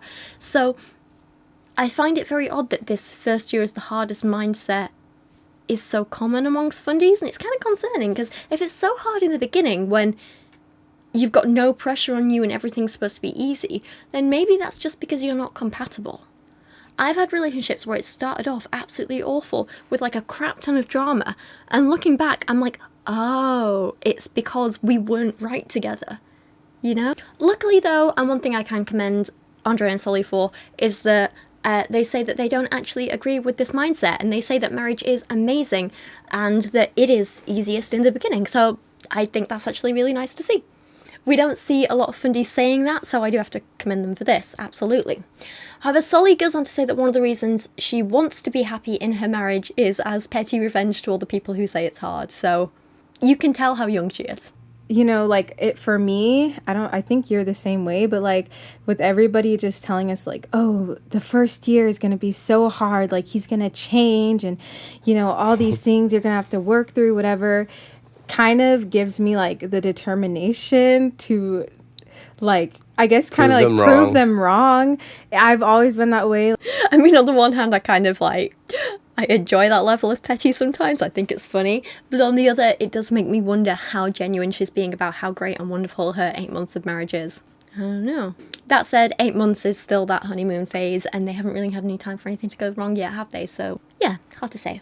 It is interesting, though, that they're saying this now and how it's so easy to start with and everything is good and meh, meh, meh, when Solie posted this just a week after her wedding and honeymoon. She made this post on Instagram saying how Andre had been taking care of her when she was staying up till 3 a.m, like crying and stuff because things weren't easy. Also, shout out to the person who posted this screenshot on the Fundy Stark subreddit, otherwise I might not have seen it. It is concerning to me and to everyone else who saw that in the subreddit that she was having such a difficult time just a week after marriage, where she was like, you know, up crying till God knows what time. This kind of, I'm not saying this is what happened because obviously we don't know, but it gives me vibes of, and it reminds me of Paul and Morgan talking about Morgan being completely in tears on her honeymoon because it was all too much and Paul was forcing sexual stuff on her that she wasn't ready for and stuff like that, you know? You'll notice in this next clip of Andre and Solie that Andre interrupts Solie a lot, and you'll notice this as a pattern throughout all their videos together. It actually gets quite annoying to watch at some points. I'm like, can you just shut up and let her speak? Or there's other times where she kind of looks to him as though like she's trying to get permission to speak, like, can I? Or sometimes she even says like, can I say my bit now? And it just feels a bit more than... It feels more than two co-workers on camera checking that they're speaking at the right times, because he never does it with her. He never checks in with her. He just talks over her a lot. One of the things that I think... Oh, do you have something to say? Yeah, before you go there, I think let's tell them what we think our marriage has been so far, 8 months. We can say, the first year of marriage, what has that been like? So you start. So marriage, If you had to sum it up real quick Yeah. and just give a little nugget to someone. yeah. So, you hear a lot of people also say like marriage in general is hard and it's hard work. For us, of course, marriage has been super fun. And obviously not every single part, and it does take a lot of like, you have to remember that it's not just you anymore. Like, there's another person there that you have to serve or that you have to include in certain things. So in that aspect, it is hard. It's really hard for me sometimes, like during certain times of the month, before I got pregnant, even though that was a very short period, but being pregnant too, you also have hormones. But overall, I would say our marriage has just been so great, so fun. We've been so blessed. Yeah, guys, so great, so fun, but also remember it's so hard to remember that there's another person here.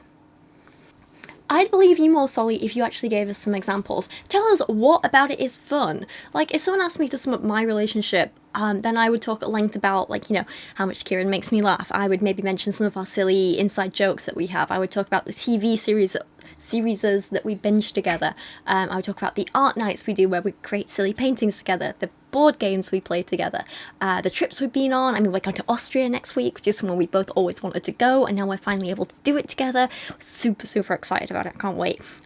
We are making a little itinerary at the minute. It's so good. Anyway, I might say about how we're always excited. Like, wherever we go, we try and find fondue places because we are obsessed with cheese. Or we'll go to places with really fancy charcuterie boards and stuff.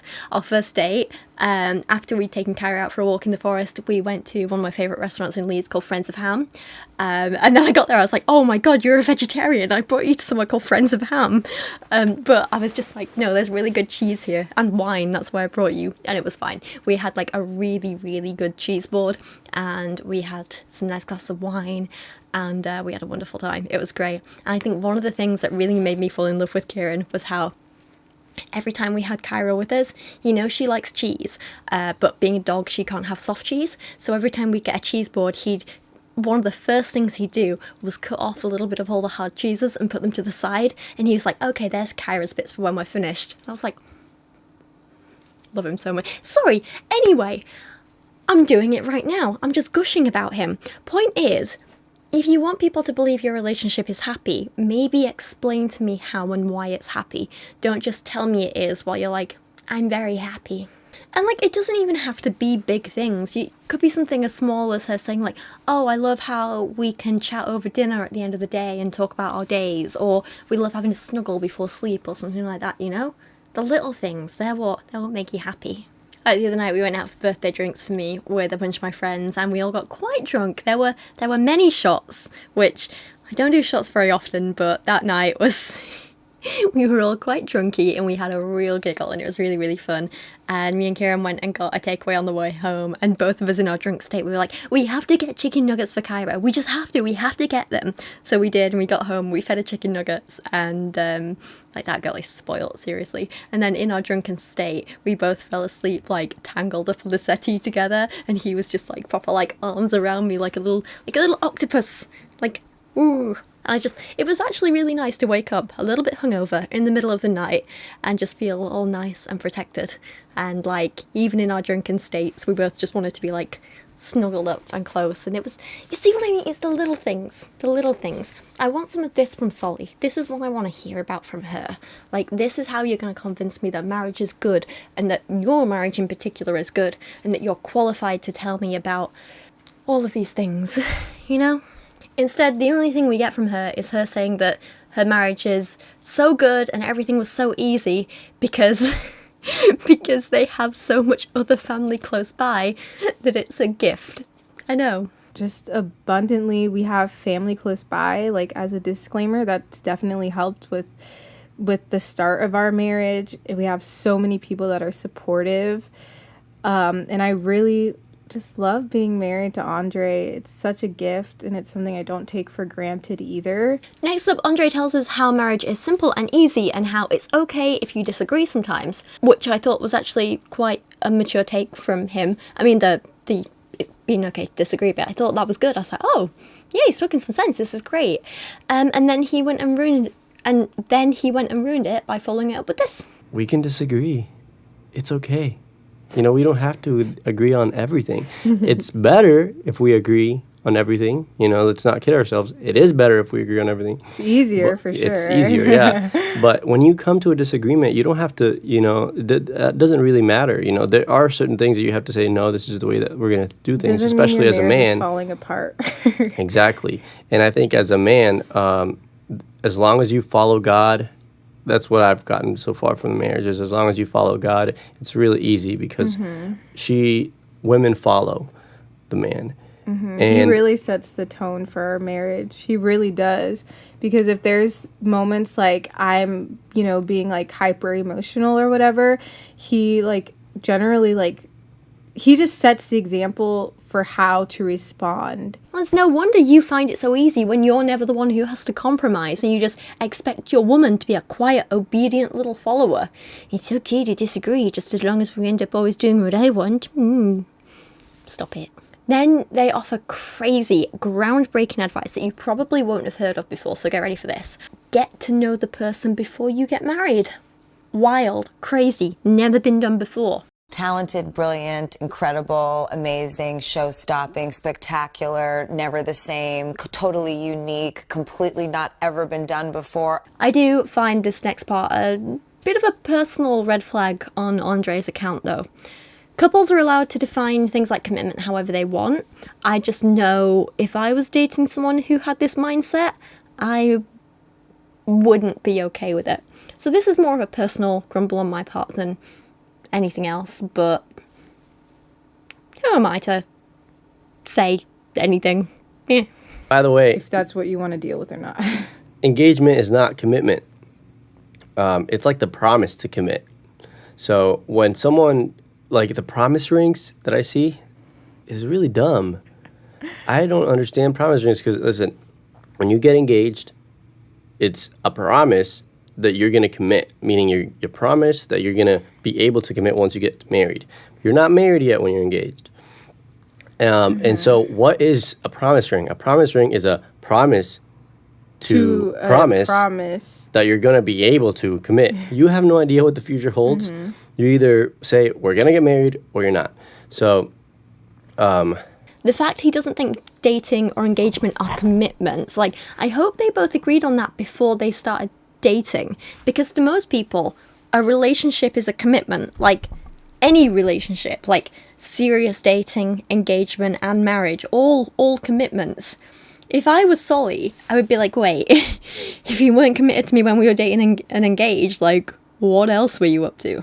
I do find it kind of concerning, his take here. I mean, that said, look, it's more than okay for people to be like, I equate this level of commitment with this type of relationship in my own life. So if Andre doesn't want to be committed while engaged, it sounds crazy, but if he doesn't want to, and Solly's okay with that, that is absolutely fine.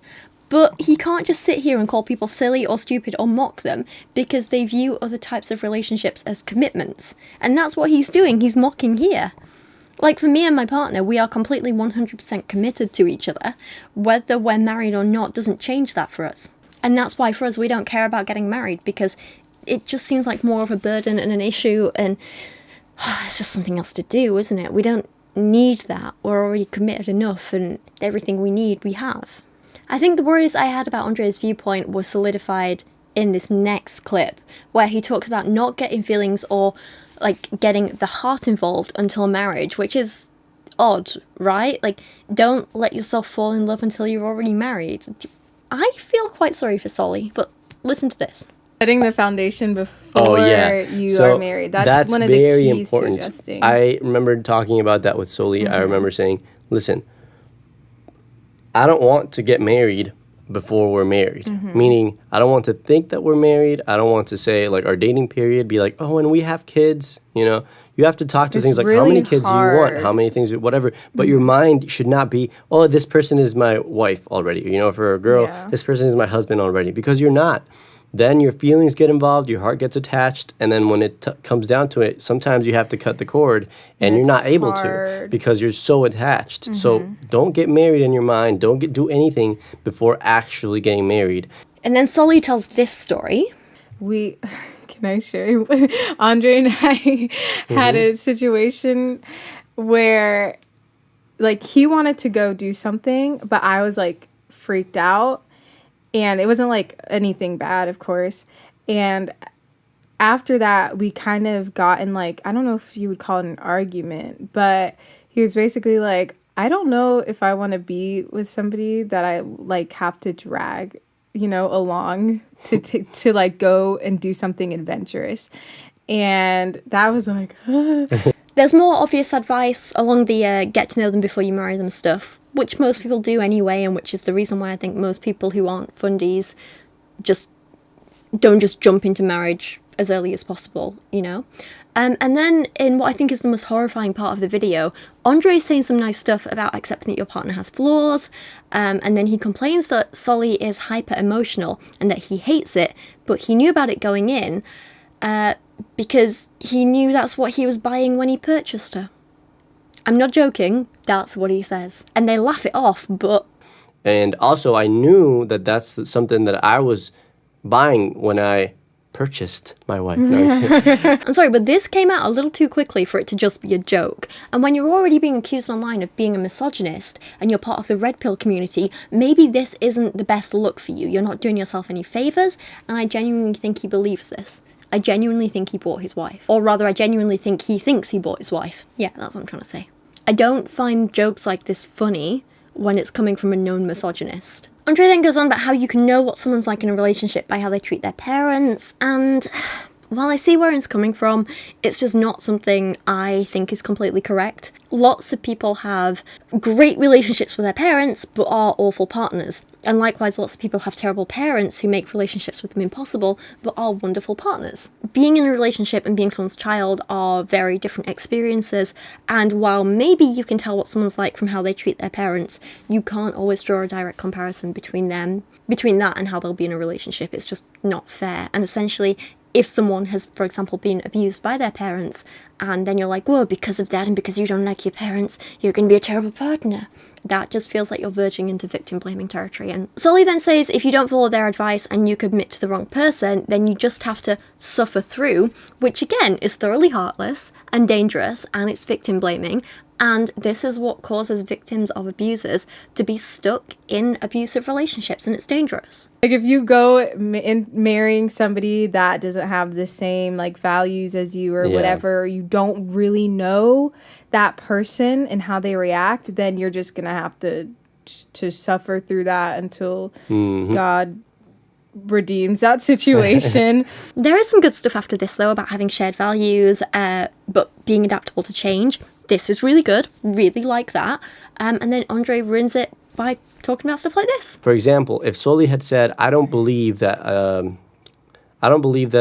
person should, or I don't believe that a wife should submit to the husband, I would have been like, Peace out. deuces, you know? I would have been like, goodbye. Yeah, on the one hand, fair. You set your own values and find someone who aligns with them. Who am I to say you're wrong if it works for you two? But on the other hand, I just find Andre really, really unlikable. The next story is a bit concerning because I'm not particularly a fan of premarital counselling in general, by which I mean I'm incredibly indifferent to it. When I say I'm not a fan, I don't mean I'm against it, I just mean whatever, it's there, it's a thing. But my concern here is how little Andre cared to do something that Solie wanted to do, and he just sat there laughing about the fact that she cared about this so much she ended up crying over it, and he just couldn't care less. That's what I find concerning. And I really wanted to do premarital counseling. Solie was Andre did not. I want to. She cried about it twice. We did. Yeah, I did. Not we did. I did. But there's a lot of boring repetition after this. Lots more lead your wife, have the same values, blah, blah, blah. Let's just move on to the next video. This follows directly on from the one we just watched and is called Adjusting to Marriage. This one opens with Solie talking about how she's never had any independence in her life, and she went from living under her dad to living with an old man, and then they make a bunch of child marriage jokes. And Andre gets creepy about trying to get an 18-year-old when he was in his mid-20s. I already mentioned this in the last episode, but for me, marriage was, it was a really big change. It was kind of like one of those things that, you know, just naturally, you know, happened, and it didn't feel like, boom, now I'm married. But it was a really big change because I did go from living with my parents and having, you know, sharing a room with all my sisters and having, you know, all my siblings around, lots of noise, you know, a big house, whatever. Also, she's very spoiled because we moved literally like 4 minutes away. Yeah. And we go to her parents. Well, yeah, that was one of the things I was going to say. It was like, so I came from, you know, like being, you know, under my dad and my parents to, you know, just living with a man, an old man in a tiny apartment. I'm 25, by the way. And he's old. I'm only 20. She was, you were 19 when, you were 18 when we met. She was 18. I was like, let me get this 18. Yeah. Again, with child marriage being such a problem across the globe and affecting literally hundreds of thousands of children every year, I don't find this funny. And again, knowing what we know about Andre and his whole creepy incel online thing and the red pill community he's a part of and all that nonsense, again, it just makes these jokes even more worrying. Andre then talks about how Solie has to do the housework and childcare, but for him it's an option, and he has to work, but Solie has the option to work, so she won't, but she has the option to, but also she kind of does because she has her nap time income thing that none of them acknowledge is real work. Solie says she wants to be a wife and do the cooking and cleaning because that frees up Andre to pay the bills, and I wonder if she realises how privileged she is, that she's never actually had to take care of herself or get a job. Like, that is a privilege that not many of us have. Ever. Because I do see myself as a homemaker. Like, I really do, you know, want to be the one to do the cooking and cleaning, the majority of it, because that frees up Andre to be able to do things like pay our bills and make the most of the money to pay our bills. As someone who has lived alone for most of their adult life, except like a 4-year span when I was with my partner, I have to do all of that stuff alone. I don't have the option to cook or work. I have to do both. Otherwise, I don't have a roof over my head or I don't eat. Most adults in the world have to do both because that's just what living is. How does Solie not realise how lucky she is? Solie then goes on a rant about how if you're a woman, you should always just do chores yourself, and talks about how Andre often makes himself a meal, only himself, won't cook for her, and leaves the kitchen a mess, and Solie has to go in and clean up after him without complaint because that's how she selflessly serves him. Hey, if that makes you happy, you go for it. Who am I to say you're wrong? But that also sounds like my idea of hell, and I don't think you should be pushing that as normal for all people. They then talk about boundaries with other people outside your relationship, and yeah, I think this is an important topic. I think it is important to have these boundaries. This is something I've discussed in a lot of videos in the past. All good. I just think maybe they take it a little too far, like this. Friendships, like guy-girl friendships within marriage. I think that'd be a good podcast topic. But for now, just making sure you have those boundaries, distancing yourself from friends of the opposite gender as you, and being willing to let them go, hold them at arm's length. One of the things Andre and I do is make sure that we talk often about each other if we are with friends of the opposite gender, and making sure, you know, if there are like one-on-one conversations like online that the other person knows, like usually it'd be like, you know, somebody replies to an Instagram story or something. So, yeah, let's get real. This is just DMs. Yeah, this nothing Twitter, like, you know, not getting not getting deep unless, Andre does have people reach out to him a lot that are like struggling with certain things. And like if it's a girl thing, just being like very have you had that happen within our marriage yet? Oh yeah. No, I've had girls reach out to me, and the way I treat them now is so different than the way I treated them when I was single, because someone will be like, oh, like I don't know what to do. A girl will message me and ask me, what do you think I should do, because I'm dating this guy. I'll tell you what you should do. Not much my husband. Boundaries are important, but this maybe is a little extreme. Keeping all friendships at length, having to tell each other out every Instagram message. It just sounds like there's a fair bit of insecurity on both sides here. Of course, Solie then brings modesty into it. Yeah, and like for me, I don't really have that kind of situation. Like I don't really have like close guy friends. I mean, I do have some guy friends, but they're basically all friends with Andre.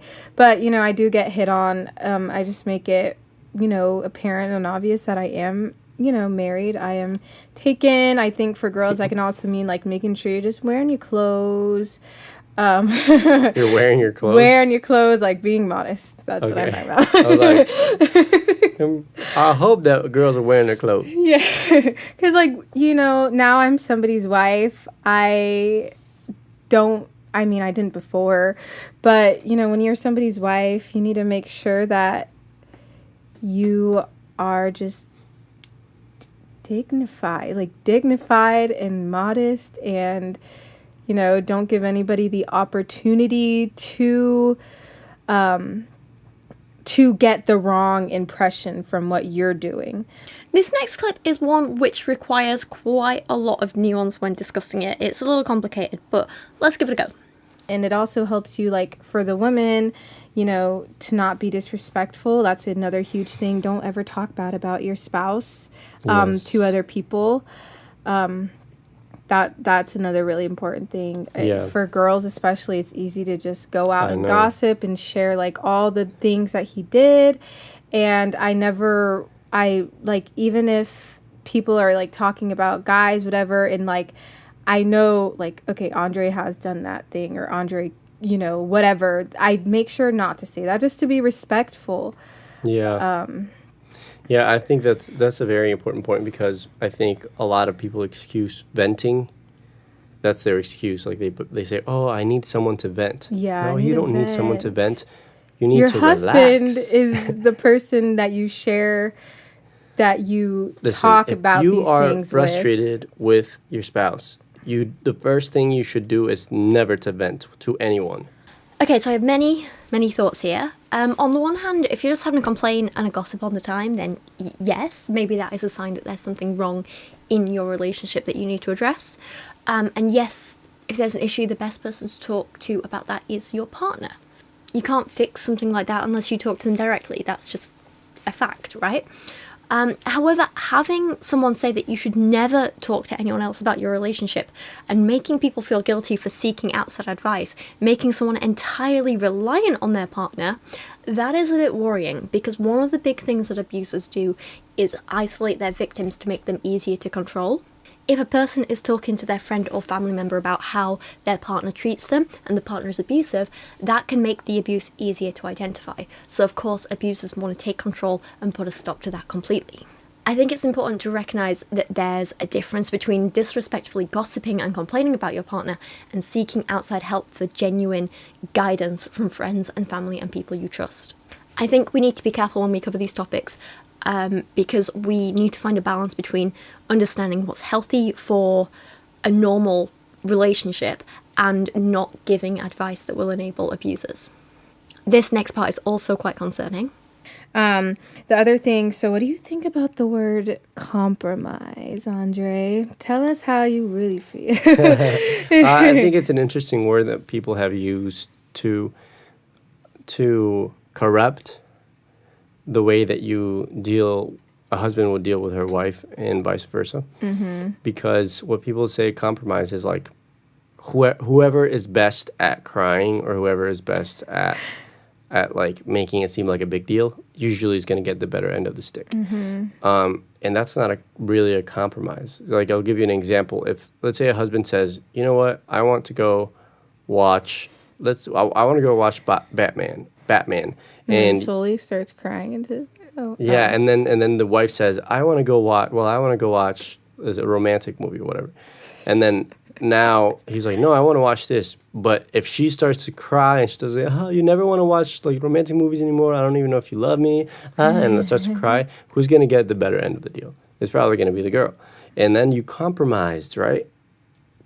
Like, we always do what you like, now we'll do what I like. Yeah, no, it's not that. Guys, this should be, like, obvious. That's not really a compromising. I think it's a word that has really been used to completely corrupt the way that you should deal with husband and wife.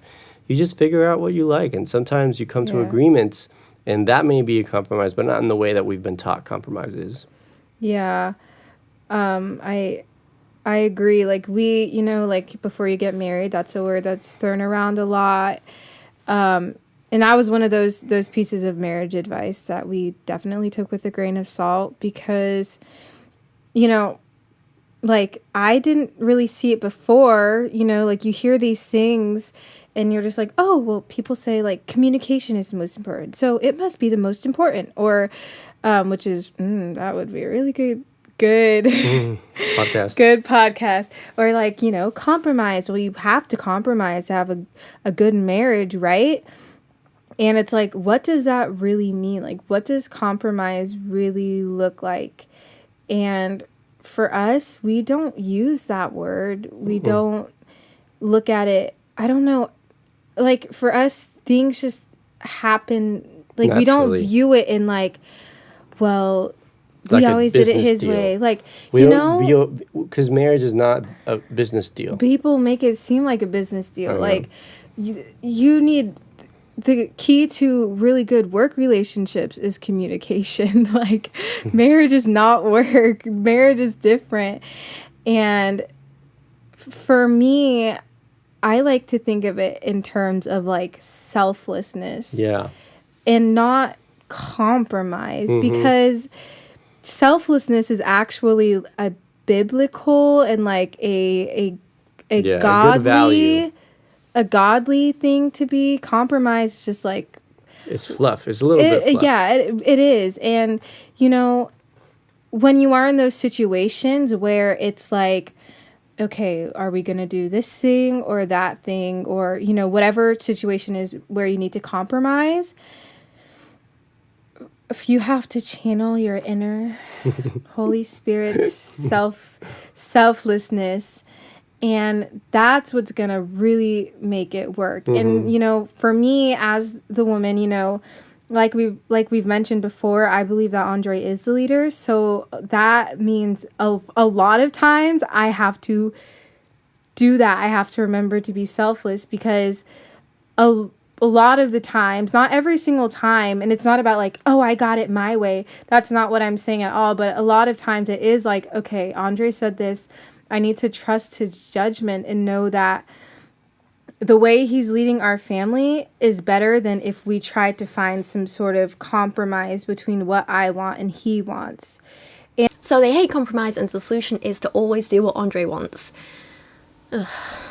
But then they end on some nice stuff in this video about how marriage should be fun, so I cannot fault that at all.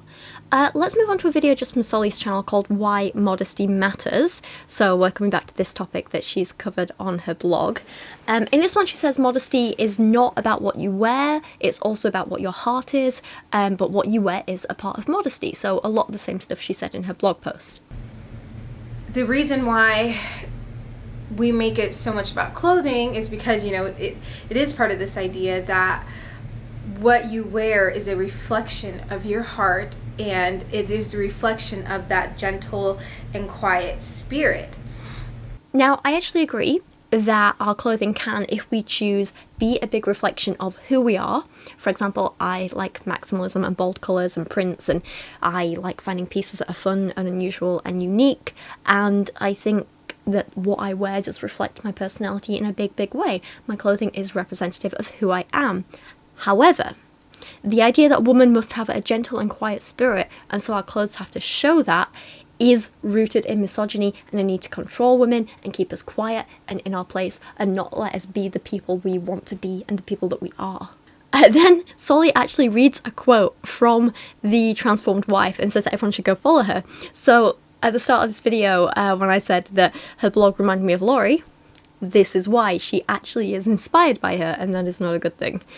I will link some of my videos about the transformed wife in this video description if you want to find out more. Oh god, I'm so tired. Sorry, I'm starting to like slur my words a bit and get tripped up. It's been a long couple of weeks. So here she is quoting Laurie Alexander. Beaches, lakes, and public pools aren't safe places to take your children anymore. There's too much immodesty and nudity. Most young women wear thong bikinis. So, you know, scripture does ask women to dress modestly, and it does, you know, God does ask us to be modest. And so basically she's saying, like, there's so much immodesty, like, it's not, these places aren't necessarily the best place to take your young children if you're trying to keep them, you know, have that innocence and not to just accept these things. And so anyways, so I think it may have helped Solie to actually plan out her video and get her thoughts in order before filming. But based on what she's saying here, look, I'm not personally a fan of a thong bikini. I don't find them comfy, so I never wear them. But I don't really have a problem with other people wearing whatever they're comfortable in, as long as they're behaving appropriately. Like, if a person is just sat there reading a book in the sun or having a swim, then why does it really matter what they're wearing? It's just a body, you know? I don't think seeing a person in a bikini is inappropriate for kids anyway, because it's just going to teach them that, one, bodies are normal and natural and look beautiful in a range of shapes and sizes, and two, regardless of what a person is or isn't wearing, we don't stare at them or make them uncomfortable or treat them differently, you know? I think there are a few exceptions to this. Again, it's a nuanced conversation. Like, for example, there are some bikinis which, shall we say, are barely there in all areas of the body, and if a person is wearing that in public, because, actually no, it doesn't even matter what they're wearing, it's more about the behaviour. If, regardless of what they're wearing, they are behaving in a way in public where they're taking, for example, sexually provocative photographs or videos, or behaving in a sexual manner, then I don't think that's appropriate, because you're literally creating sexual content in front of children and other people without their consent. You are attempting to be sexually arousing around people without their consent. So that is different. It doesn't come down to, like, it doesn't matter what the clothes are that they're wearing. If they're behaving that way, that's not okay. But let's not pretend that a man or woman merely existing is the same as a person creating sexually arousing content or performing sexually arousing behaviour in public. You know, they're different things. Existing is okay. Performing in a sexual way without the people around you's consent is not, you know? If a person sees a woman, or any person for that matter, simply existing and they feel sexual arousal, then that is because of the person who felt aroused, not the person who merely existed in a space. This is the world's problem with the idea of modesty. And even women who were calling themselves Christians had such a huge issue with her quoting scripture and then giving examples of where you find extreme immodesty. And they're like, well, you can't control men. You know, if a man lusts, that's his own problem. We shouldn't feel any sort of guilt or remorse. We can't control men. If men are the stronger sex, then they should be able to control it, and if they can't control it, that's their own problem. They need to grow up, whatever. With the exception of the men being the stronger sex line, I actually agree with all of this. These people she's criticising for having these views are absolutely correct. But apparently we shouldn't be dressing modestly to stop others from lusting after us. It's just because God said it, so we should do it, no questions asked. Yeah, she said that in the blog post, didn't she? To an extent, these women are not completely wrong. They have valid points. But this is the problem, okay? Let me find this Bible verse. It says, so we see in scripture, besides God asking us to dress modestly, and notice real quick, he doesn't say dress modestly because men will lust after you or anything like that. God does not have to give any reason ever for why he asks us to do anything. We don't need a reason. All we need to know is that God is the creator of everything. He created the rules. He gets to make up the rules. And who are we to say, God, you're wrong, whatever. And also to stop others lusting after us. Yeah, forget what she just said. Listen to this bit instead. No consistency. So, that being said, we do see in scripture, though, that we have an obligation to our fellow brothers and sisters in Christ to not do anything that could cause them to stumble or to fall into sin. And she then goes on to perpetuate all the silly myths that we've debunked over and over many times in many of my videos. For example, men are more visual. They can't help it. Blah, blah, blah, blah. No, this is a tool to oppress women. Nothing more. Everybody's modesty convictions for how they dress may be different. But what we do know, for one, is that men tend to be more visual than women. Like, basically every man that I've ever asked, you say, like, oh, what are you looking for in a woman? And almost always the first thing they say is, like, physical attraction. And which is the same, like, girls want to be physically attracted to a guy too, but in a different way. And so we have an obligation to not do anything that causes our fellow brothers or sisters in Christ to stumble. Okay, and her solution to this? Then put on more clothing, because it is not about you. And I think that's something that women get so freaked out. They're like, but I just want to wear the clothes that I want to wear. And it's like, it's not about you. It's really not that big of a deal to just put on more clothes to keep this man from lusting after you. And actually, yes, it is a big deal, because a woman or any person shouldn't have to make accommodations or wear things they're not comfortable in or change something about themselves that make them happy just to stop a man or another person from treating them like an object. I know that as a human being, I dress for me. As well as bright coloured clothes and patterns and stuff like that, I also need my clothes to feel a certain way. As an autistic woman, I have a lot of sensory issues, and so I can only wear certain fabrics. I usually have to do things like cut tags out of clothes, and I always feel more comfortable in clothes which are generally tighter to my skin and honestly as small as possible, because I don't like too much fabric touching me at all times. If it was warm enough, I would literally just spend my time in like tiny shorts and a crop top with like as little fabric touching me as possible. And you know what, in the summer when it's warm enough, that is exactly how I dress in my own home. The less fabric I'm wearing, the less overstimulated I feel, and the less risk I'm at of having a meltdown. When it's colder, I put on more clothes simply because it is colder and my body temperature is already ridiculously low. I wear what I wear based on my own personal comfort, not what other people are going to think of me. So let's say, for example, it's a warm day in summer, I'm out walking my dog, for example, it's crazy warm, I'm struggling with the feeling of fabric on my skin, and I just want to wear a t-shirt and shorts because that's what's going to make me most comfortable and stop me going crazy and having a meltdown and crying in the street.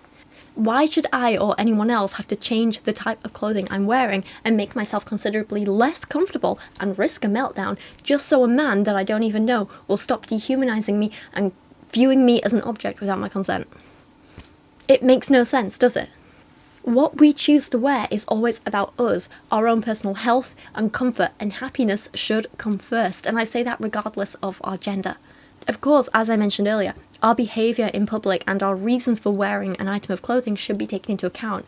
If a person is trying to dress in a way that is sexually provocative or acting in a way that is sexually arousing in public, that's different because the people around them haven't consented to seeing this. But generally, if a person is just trying to be comfortable and is showing arms, legs, a little bit of chest, their tummy, whatever, and it's for their own comfort, there's nothing wrong with that. Solie then goes on to say something which feels borderline victim blamey. She says, if you have yourself covered head to toe and a man is still lusting after you and treating you like a sexual object without your consent, then you should remove yourself from the situation and not interact with him. Which is wild, because while you might want to do that, you shouldn't have to.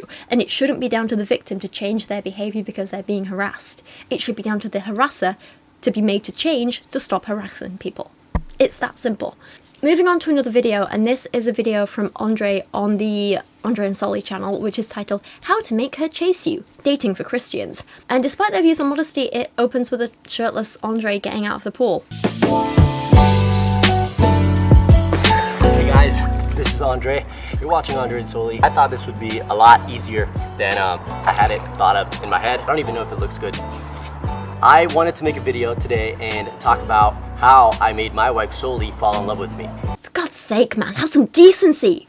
Put a shirt on before you make desperate women with no standards lust after you like that. You just know that if a woman did this exact shot while talking about this exact topic, he would be enraged by it. So it's just a ridiculous double standard. And he actually films half this video shirtless for absolutely no reason. Again, he would be enraged if a woman did that. Basically, this video just opens with a story of how he and Solie met at uni. They both played in a band. That's it. Whatever. Then we get this. After that, things kind of got a little bit heated. I said, I'm gonna pray about it and I'm gonna ask her out on a date, and I did. However, she wasn't as interested after we went on a couple dates. I was a little worried and I was kind of curious to know why she liked me. We were both Christian. We both wanted similar things for our future, and she was just a little put off by me. The reason why I was a little bit distant is because, I mean, I was attracted to you, but I wasn't sure if I was like attracted to you in that way. I wanted to take marriage or dating really seriously. I could tell that Andre did too. So I was like, I don't know if I want to like keep going on dates with this guy that I'm just not sure about. Like I just wasn't sure. I wasn't sure if he was like my type, and like I liked him. I liked hanging out with him, but I just was like I was definitely overthinking the whole thing, and I was trying to like determine whether or not I wanted to marry him by 2 dates. Why does this sound like she just wasn't physically attracted to him and she was trying to find a way to let him down gently? But she's feeling too awkward to say that now. These are the reasons why I think girls, in this case Solie, but I think a lot of girls, Christian girls in general, work this way too. The reason why a girl doesn't like you, even though you may be the perfect match for her, are because you are putting too much effort. Yes, you're actually putting way too much effort. You are not independent of her. You are showing her that you, of your own, do not have your own life, do not have your own interests, and don't even have women and other girls that are interested in you. I'm sorry, but this is some nice guy nonsense right here. She didn't like me because I was too nice. I was too into her. Girls want to see the girls want... No, absolutely not. That's a load of rubbish. I can only speak for myself here, but as soon as I know there's someone else competing for the attention or affections of someone I'm into, then I'm out of there. Like, that just... No. I do not want that. Turn my notifications off. Do not need that. I find it disrespectful. I just... No. None of that. And I don't think a guy can ever be too nice if you're actually into him. That's not a thing. I said this before about my own partner, but like from the moment I first saw him, I was like, he might be the most beautiful man I've ever seen. And it was instant, and I spent the rest of the night trying to like talk to him and get to know him, and I still think he's the most beautiful man I've ever seen. But that was just an initial attraction. You can't have a full relationship from that. What made me actually fall in love with him and want a relationship with him is that I realised he is genuinely the kindest, nicest man I've ever known. And he was very respectful when we started dating. He made it clear that he wasn't into anyone else. He wasn't dating anyone else. He liked me. He wanted to get to know me, and he wanted to see where we would go, like where we could end up together, you know? No games, just straightforward communication, and a really genuinely kind man. And that is so hot. Seriously, like, and also having that there, like, helped build a really solid foundation of trust that we still have nearly 2 years later, you know? If I'd gone on a date with Kieran and he was horrible to me, or he told me he was currently dating 3 other women, then I'd have been out of there. I wouldn't have seen him again. It doesn't matter how beautiful his face is if he hadn't have been kind. But at the same time, he could be super kind, but if I'm not physically attracted to him, then I just want to be his friend. So it's not a matter of being too nice or not, because honestly, I don't think people come nicer than Kieran, and I adore everything about him. It's about having that full package, you know? Ultimately, everyone is going to be looking for something different and needs something different in a relationship, and that's okay. But I think it's pretty much a universal truth that a person is never going to be not interested in someone because they're too nice. Chances are that's just an excuse they're using because of, like, you know, maybe there's another problem, like lack of attraction being the problem. No one's actually too nice. It's something else. And I think advising men that, like, oh, you can be too nice to women. If you're too nice, then they're going to want you, is literally only enabling harmful behaviour that is going to end up with women getting hurt. It's almost like men are trying to justify being nasty or horrible or harassing or abusive to women. Not okay. Also, advising men that women want to see other women into you, again, that's just stupid and harmful, and it's just going to lead to trust and jealousy issues in like 75% of cases, if we're being honest, isn't it? Because believe it or not, one of the ways that a lot of girls judge whether a guy is going to be good or not is by the type of women that are attracted to him. So if there are no women attracted to him, girls are like, why? Like, why doesn't he have a girlfriend? Why hasn't he ever had a girlfriend, if he's older especially? This is nonsense. Even though I have dated other girls, but she's kind of like, you know, he's older, he's still single. Like, why is that? You know, she hadn't really seen if other girls were attracted to me. It was only after I decided that I was not going to put in effort into trying to get her to like me, but I was just going to do my own thing. And if she wanted to join my life, then at some point maybe it would happen. Okay. Even if I never get married, I was like, I don't care. You know, obviously I had options of girls. It's not like Solie was the only one. Doubt. Okay, let's move on. This video is called Birth Control, a Homemaker's Christian Thoughts at 22. Except she made it when she was 21, so that's fun. Hello, my name is Solie. I am a 21, almost 22-year-old wife, homemaker, mother of one precious little baby, and pro-traditional and biblical womanhood. Why I never took birth control and why I never plan to. Oh, okay, I don't know you, but I bet I can answer this one for you. You've never had any issues with periods or your reproductive system that required you to take birth control. You weren't sexually active until you got married, and once you were sexually active, you wanted kids as soon as possible. Easy. That's why you never took birth control, I'm guessing. It's almost like you used the tools available to you to get exactly what you wanted. Crazy, right? If only all women had the same choice. Just because birth control isn't right for some people, that doesn't mean it's not a lifesaver for others. When I was first looking up birth control, I did not really come across many resources from a biblical perspective, and so I hope that this is encouraging and edifying to those of you watching. Yeah, maybe that's because most modern birth control wasn't invented when the Bible was written. That said, it's not like it's not mentioned in the Bible at all. Even back then when the Bible were written, there were physical contraceptives being used. Usually types of condoms made from things like animal bladders, certain natural substances were used as spermicides, like in ancient Egypt, crocodile dung was a really big one. Wouldn't recommend it today, but back then, yeah, people with vaginas would insert it inside themselves and it would act as a spermicide and ideally stop people getting pregnant. Similarly, physical barriers were used, like people would use moss, popping that inside themselves, and it would act kind of like as a physical sponge to block and stop the sperm. And of course, the pull-out method was very popular. There were also some people who used certain herbs and other medicines like that they made. Some of these methods were dangerous, like the crocodile dung. Wouldn't recommend it. I also wouldn't recommend you sticking moss up inside yourself or anything like that. You know, we have better methods today. But some of them worked surprisingly well. Women have always wanted contraceptives, and there's a little bit of fluff in the air. It's really annoying me, sorry. Women have always wanted contraceptives. Women have always needed contraceptives, and women have always found a way to get them. Even abortion was an option back then to some extent. People would take certain substances or medicines to try and cause a miscarriage. There were things like bathing in boiling water, well, not quite boiling water, but like really hot water and stuff like that to try and induce miscarriage. Abortion isn't even in the Bible, with a priest trying to get a woman to drink from a chalice to abort her pregnancy. And this story, this is a good thing in the Bible, by the way, not a warning or condemnation on abortion. This is seen as a good thing. The priest is trying to get her to do it. Actually, the only thing that even comes close to condemning birth control in the Bible are passages about not spilling seed, which in some cases, but not all, may well just be a warning about why the pull-out method doesn't work, or there are other parts of the Bible about how humans need to go forth and multiply, which was probably more to do with political motives for creating more indoctrinated little ones, rather than anything about birth control in general being bad. Some biblical scholars argue that while the Bible does say children are a gift, that doesn't mean it's actually encouraging people to have all the kids they can or only use sex for procreation.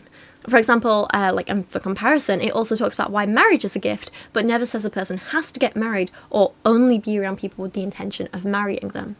They can recognise that, yeah, kids are good if you have them, while also not saying everyone needs to have them, you know? So to start, I want to say that I had always wanted children right away in marriage. I was saving myself for marriage, and so I knew that like when I was married, I hoped to just see whatever happens, have kids in God's timing.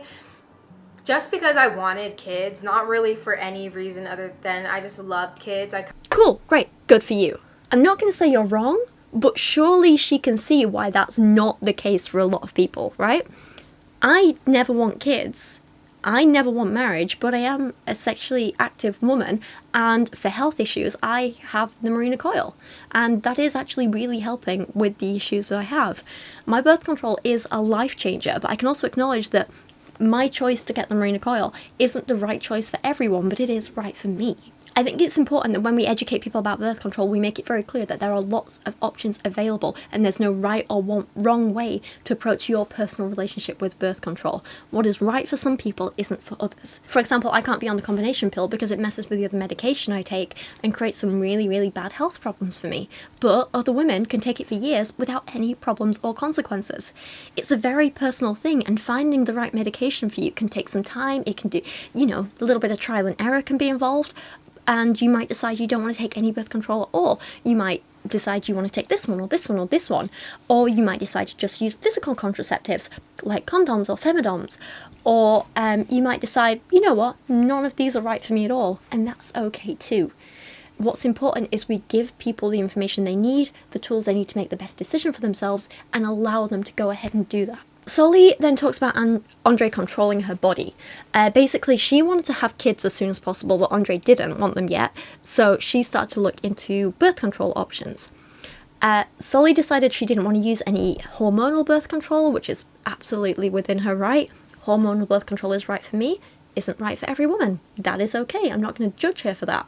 So she decided she wanted to go with natural family planning, which is basically things like checking your temperature regularly so you know when you're ovulating. You might want to check your cervix, see what's going on with that, and figuring out when you're ovulating and when you might be ovulating and the days around it, not having sex on those days, or some people decide to just pull out on those days. It's not foolproof, not at all. The pull-out method is not effective, and natural family planning often results in pregnancy. It's not foolproof at all, because you can get pregnant at any point in your cycle. Even pre-ejaculate can contain sperm, and that can get you pregnant. Yeah, lots of issues with it, but if that's what she wanted to do and she wanted to take those risks, that should be fine for her, right? But no, Andre was like, no, I don't want to do this, you need to go get an IUD. But thankfully she was able to say, no, I don't want that. They end up going round and round in circles, and then just not discussing it anymore and getting married anyway. They just stopped the conversation and then got married. Anyway, I have no idea why neither of them just thought, we'll use condoms. Isn't that the obvious choice? Anyway, Solie then went on to talk about how she put her own needs and wants secondary to Andre's. So we went kind of around and we're talking, just hashing it out, trying to figure out what would be the best thing to do for us. Andre did not want to have kids right away.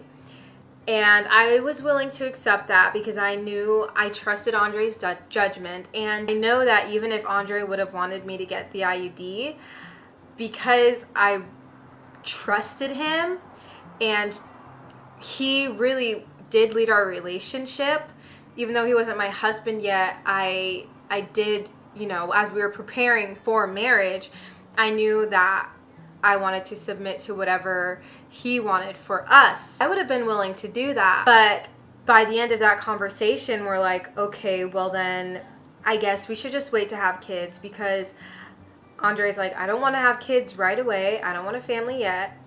And we don't want to use any sort of protection. And we also don't want to do natural family planning. Well, Andre didn't want to do natural family planning. We're like, I guess we should just wait to get married until we want to start a family, which was so sad to me because I wanted to get married and he didn't want kids for another couple years. And I'm like, how are we supposed to wait 2 years to have kids? I guess it could have been done, but like, y'all, I feel like it would not have been a wise choice at all to try and like save ourselves for like 2 years. Yeah, I can't relate. So then apparently they just got married without ever really coming to a conclusion, and that's it. Seems irresponsible, but here we are. Apparently the thing that changed is they realised children are a blessing from God, and that it doesn't matter if you can't afford to have kids, you should just have them. Very Carissa Collins. She talks about this in her book. If you haven't seen my video on that, I will link it below.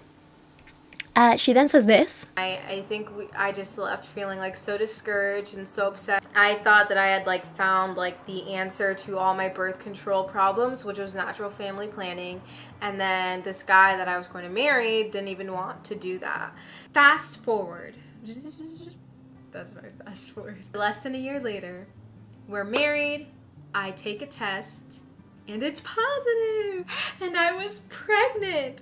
And realizing that marriage and sex and children and sex are all interchangeable. You shouldn't have one without the other because of the way that God created it.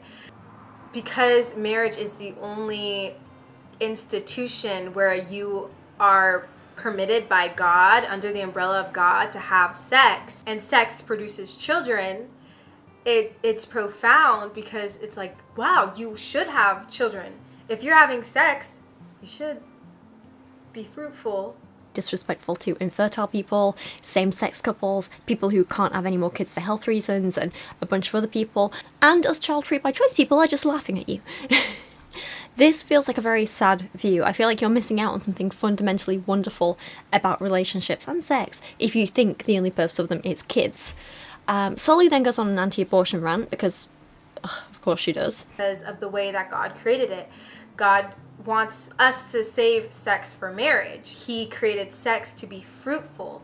He created it so that when the man and the woman come together, they make babies. If you're doing the act, there's always that possibility of getting pregnant, even if you are on birth control. Really, there's no 100% guaranteed way unless you're just abstinent, but that's because that's the way that God created it to be. What happened with the invention of the pill and now all these different birth control methods is that it really gave us the ability to separate those three, which ended up being so detrimental because now we have Christian couples that aren't even having kids, that aren't even being fruitful and multiplying and even wanting to receive those blessings. And then you have things like abortion, because now girls are, having sex because they think, oh, sex is great, whatever.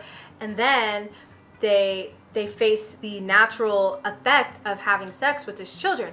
They're not ready for children. What do? They go and they have an abortion and they kill their offspring. And that is just so devastating. No. And then she spreads misinformation about birth control, which is something we saw briefly in the blog post, but I'm going to talk about more here. The other reason why I chose to forego having birth control or using birth control, even other methods, is the health aspect. Birth control wreaks havoc on the woman's cycle, causes her, to not ovulate, causes these false periods. It messes with your hormones, and even if you feel fine on it, which some women do, it's still wreaking havoc on your body. This article is by an OBGYN, and it's called Why I'm One OBGYN Not Prescribing the Birth Control Pill. And I'll link this and some other resources that I've come across in the little description box below. I just want to make sure I said everything about that last point. Thanks be to God. Okay. Yeah, so this article says estrogen is the master female hormone regulating all energy production and brain function as well as bone, joint, muscle, gut, and immune health. Substitution of estrogen and progesterone with the false chemical mimic results in havoc, issues with vaginal health, life-threatening blood clots, depression, suicidal thoughts, becoming hypertensive, including irritable bowel syndrome, autoimmune diseases, osteoporosis, osteoarthritis, kidney disease, insulin resistance, so many. Like, you really need to look through this article, and just the health aspect alone, this was actually the main reason why I didn't want to take any pills. This alone was reason enough for me to not want to go on any form of contraception that you like put in your body. So I've spoken at length about this in other videos, which you can go and watch if you want the full picture.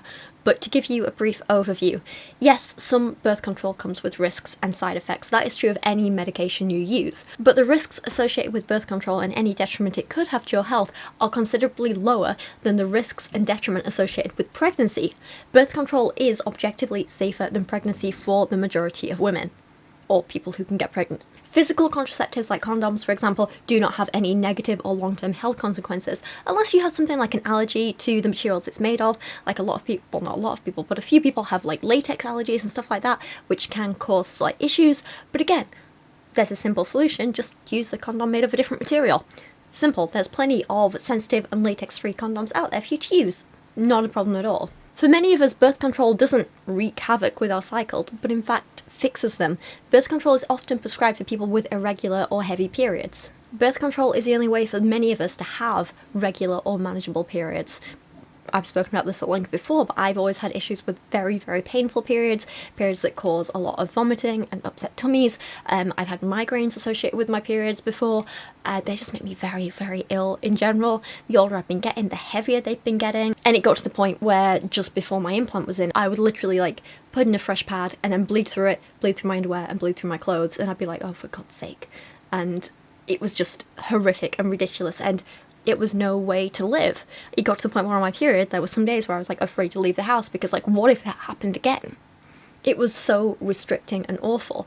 And getting the Mirena coil has really, really helped with that already. If you have been on birth control and want to get pregnant afterwards, there are some methods of birth control where you might need to wait a few weeks for your hormone levels to adjust and get back to a kind of normal level again. That's particularly true if you've had a type of birth control that literally gives hormones to the whole body, if that makes sense. So something like the pill, for example, puts hormones into your body via the bloodstream essentially and sends it around that way. But with options like the Mirena coil, you can literally get pregnant almost as soon as it's out, and there aren't any long-term consequences because the amount of hormone it releases is so tiny and small, and it releases it directly into the uterus. So it's not going around your whole body, it's just targeting the area that it kind of needs to. Other forms of birth control are really useful for preventing issues like ovarian cysts, which is, again, something I've had issues with in the past, and lots of women do. Some women have issues like PCOS that birth control can help with. Some women say that birth control can help if you have endometriosis. And, of course, some forms of birth control can help with things like ovarian cancer, cervical cancer, and even endometrial cancer. So it can be really, really great for lots of women. There are lots and lots of benefits to birth control other than just preventing pregnancy. It's important to be really open about the pros and cons of each method and present those to people and give them a choice to figure out what is right for them and their bodies. You can't just be like, oh my god, all birth control is awful, because that's a lie and it's misinformation. But at the same time, we can't just be like, all birth control is perfect and good, because that is also a lie and misinformation. Like anything, there's pros and cons. But I mean, even something as simple as taking a paracetamol for a headache, that comes with risks and can have side effects as well. So we always need to be careful about what we're putting in our bodies and be educated about them before we do it. But just because something has risks associated with it, that doesn't make it bad. Sometimes the rewards outweigh the risks by a great, great amount. The other thing was realizing the design for women. Women are literally designed to carry babies. We have a womb. We have all the right reproductive hormones, parts to be able to have a baby inside of us and to grow that life and to feed and sustain that life after it's born. That is the purpose of women, is to have a baby, to be able to carry life. And I'm like, why would I want to squander that? Barrenness was always seen as a curse. It was always seen as sad, as devastating. With the invention of birth control, yes, there were other natural methods of family planning before the invention of the pill, but really there is this entire shift where we're intentionally choosing childbearerness. We're intentionally choosing to be barren. Again, this is so disrespectful to infertile people. Can she just stop, please? And also, trans women. They're absolutely women without a uterus. There's no problem with that. Oh, for God's sake. Solie. And also, speak for yourself, love. I know that I have a uterus, but I am absolutely not designed to carry a baby in any way. If I was made to have kids, then one, my brain would want kids, surely. And two, I would actually have some sort of emotional response to being around kids, wouldn't I? And three, I would have a body that was more suited to it, because it is absolutely not. I'm a big believer that just because our bodies can do something or have a certain feature, that doesn't mean we have to use it or be happy with it, you know? Just because I have a uterus, that doesn't mean I have to put a baby in there. That said, over the last year, while I've had a bunch of health problems and ended up in hospital for my ruptured ovarian cysts and stuff like that, I've actually found out a hell of a lot about my body and what is happening down there. And what I found out is almost like validating in a weird way. So, not to give you too, well, this might be too much information, feel free to skip this bit, but it turns out I have a very irregular uterus and cervix. So my cervix is literally tilted at an angle off to the side and is abnormally small. My uterus is also abnormally small. My entire hips and pelvis are narrow and abnormally small. Basically, what we can summarise is my body is not built for having children. If I was to ever get pregnant, it would be very, very difficult for me to give birth. Now, I'm not saying my brain and my wants and my needs have to be dictated by my body, but what I am saying is it's very kind of validating to know that they're on the same page. This doesn't want kids, this doesn't want kids. Basically, no babies, please. So I kind of do genuinely wonder how Solie would respond to a woman like me who ovulates and has a uterus, but doesn't really have a good ability to be pregnant or carry a pregnancy, and absolutely doesn't want one either. And something else that I failed to mention back when I was talking about the birth control and health is that some forms of birth control even act as an abortifacient. There is a possibility that for a lot of these forms of birth control, the sperm and the egg are actually able to meet, and we know that contraception, the beginning of life, starts when that sperm and egg meet, because that is an entirely new being. It doesn't allow it to implant, and so as a Christian, that's something that I would not want to do. Yeah, this is absolutely false. You're not actually pregnant until a fertilized egg implants into your uterine lining. That's what pregnancy is. Physical birth control like condoms and femdoms stop sperm ever reaching the cervix and uterus and even coming close to an egg. Most hormonal birth control will stop your body from releasing an egg at all. If this fails, or you're using another type of hormonal birth control and an egg is released anywhere, then the backup plan is usually that it will affect the body in some way to either stop a sperm from being able to reach the egg as easily, or it will affect your uterine lining from being able to have anything implanted in it. Most of the times, even when we aren't using any kind of birth control or contraceptive, when we have sex, sperm never reaches an egg anyway, and if it does, the likelihood of it being implanted in the uterus is actually quite low, and even if it does implant, the chances of us miscarrying are actually really, really high. Most pregnancies actually end in miscarriage without any of us ever knowing we were even pregnant in the first place. And if it does get to the point where a fertilized egg is implanted in the uterus lining, then birth control won't affect that at all. So birth control doesn't cause abortions, that's just a fact. Also, just because a sperm has fertilized an egg, that's not yet a new being. It's not a new organism. You don't start to get the mix of DNA, the new DNA, until Basically, that is implanted, it starts dividing, becomes a blastocyst, and then an embryo, and then a fetus, and so on. Similarly, when we talk about things like the morning after pill or Plan B or whatever you want to call it, that doesn't cause abortions either. Basically, how that usually works is by delaying ovulation, which is why it's not always effective at certain points in your cycle. Again, not causing an abortion either. If we do want to talk about medication that causes abortion, then that medication is usually a series of 2 pills, one which stops the blastocyst or embryo from dividing any further, and a second which causes the uterine lining to shed, therefore shedding the blastocyst or embryo with it. That is an abortion. That is not what birth control does, and that is not what the morning after pill does. If you want more details on that and to like kind of properly go into the science of it, then please watch my video debunking the Lebrant's anti-choice documentary, because I talk about it a lot more there. Moving on to another Solie and Andre video. A lot of their videos just cover the same topics over and over again, so we're going to skip a lot of them. But there's one final long form one that I want to look at called Why Christians Can't Find a Good Wife/Husband. Hey guys, this is Andre and Solie. We are a husband and wife, Christian couple, married with a tiny baby who's actually looking at us right now. We just wanted to talk about why we can't find a spouse, why women can't seem to find a good husband, and why men can't seem to find a good wife. Yeah, you hear all the time from people, there are no more godly men, there are no more godly women. And so we just want to talk about why people feel that way and why that actually is or isn't the case. So you know what this reminds... Well, I'll tell you what this reminds me of. But first I should say one thing. One of my guilty pleasures is reading the stories on the dating advice subreddits, especially like horror stories and people sharing stories of bad dates and stuff like that. I find it so relatable because I've had my fair share of terrible dates in the past too.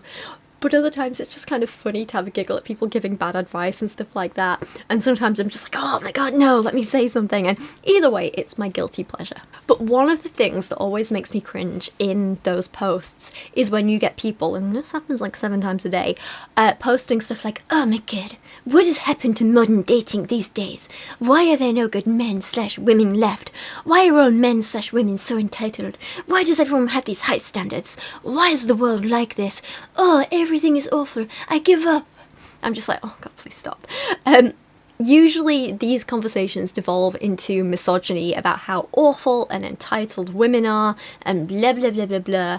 I kind of went into this video of Andre and Solie's feeling like I was getting those vibes, and I was really hoping it wouldn't devolve into misogyny, but come on, I think we know them by now. A lot of men simply are not looking for a wife. What they're looking for is someone to take care of them, either financially, even if they think about it as, let's split it 50-50 down the middle, that's still thinking about it as she's going to take care of me, because as a guy, you're supposed to think, I'm going to financially take care of my wife, because that's your duty, that's your role as a husband. What the hell is this? It's either I'm going to take care of her or she's going to take care of me. No. How about I'm looking for a partner to build a life with? You take care of each other, and yet still remain independent as much as you want. And So I say from the girl's perspective, there's just a lot of women that aren't marriage material. I know that is kind of like a broad thing to say, but what a lot of people don't realize is that you attract the type of person who is attracted to the type of person that you are. Yes. So if you are going through lots of relationships, breaking up, having lots of just you feel like you can never get a man, or you feel like, why is nobody attracted to me even though I'm this type of person? This isn't always the case, because, you know, sometimes there's just not people in your circle, but a lot of times women just aren't that great. They're just not a good woman. A good wife. A good wifey material. Yeah, wow. I should have known they would just evolve into blaming women. I mean, of course they do. Come on. So the problem is, men, you're just not looking for the right women, and women, you're all terrible. That's basically what they're saying. I can't deal with this. I mean, like, of course, it's good to work on yourself, whether you're looking to date someone or not, but you can't just blame women if they're not single by choice. You know, you can't just say, it's all your fault. You're the only one's doing anything wrong. I kind of get it though. So I before Kieran, obviously, I had a long phase of going on dates and just not finding the right person, and I had a bit of a crisis of like, what the hell is wrong with me? And I feel like, because I was blaming myself, obviously. I was like, well, I'm the common denominator in this, I must be horrific and unlovable. And if I'd, at the time, heard Solie being like, you're just not that great of a woman, I would have probably been crushed and believed her and spiraled, and it would not have helped me at all. What helped me instead was what my therapist helped me work through and told me and taught me. So she basically, and I've told this story before in other videos, she basically got me to make a list of all my core values and what core values I wanted in a partner and what my future goals were and what future goals I kind of like needed my partner to align with and stuff like that. And she got me to write down a list of all the things that I can bring to a relationship, all my strengths, all my good points basically. And then she got me to make a list of all my non-negotiables I want in a partner. You know, for me, that was stuff like they also need to not want kids. That was a big one. It needs to be someone who likes dogs and will treat Kyra well too, because she's my world and I love her. Another non-negotiable for me. And then she told me that I absolutely 100% deserved the kind of partner that I was looking for. She told me I absolutely deserved that. And she helped me build up my own self-esteem and confidence until I believed it. And she helped me kind of raise my standards, because what I realised was I didn't feel good enough. And so I kept trying to compromise on all these big values, and I felt like, well, as long as someone wants me, like that's what's important, and I need to keep changing myself until I fit what they're looking for. And it was causing so many problems. So Susan, my therapist, really helped me stop trying to change myself for men, and instead I was like, I know what I want, I know what I'm looking for, and I'm not going to hurt myself to make the wrong people happy by pretending to be someone I'm not. And it worked. I went on a few dates with someone before I met Kieran, before I met Kieran, like a year or so before I think, who I thought he was perfect at first, and now looking back he did kind of love bomb me a little bit in the beginning. But he also, it turns out, lied to me about having slept with his entire female friendship group, and he absolutely prioritised their feelings over mine. And you know, it was stuff like he'd invite me to an event and then uninvite me because he didn't want me there making the other girls he'd slept with uncomfortable. And then he would literally like be bragging about taking drugs with these girls and snuggling up with them and being like, I'm not going to change, why should I change, why should I stop doing that, even though he knew it made me uncomfortable.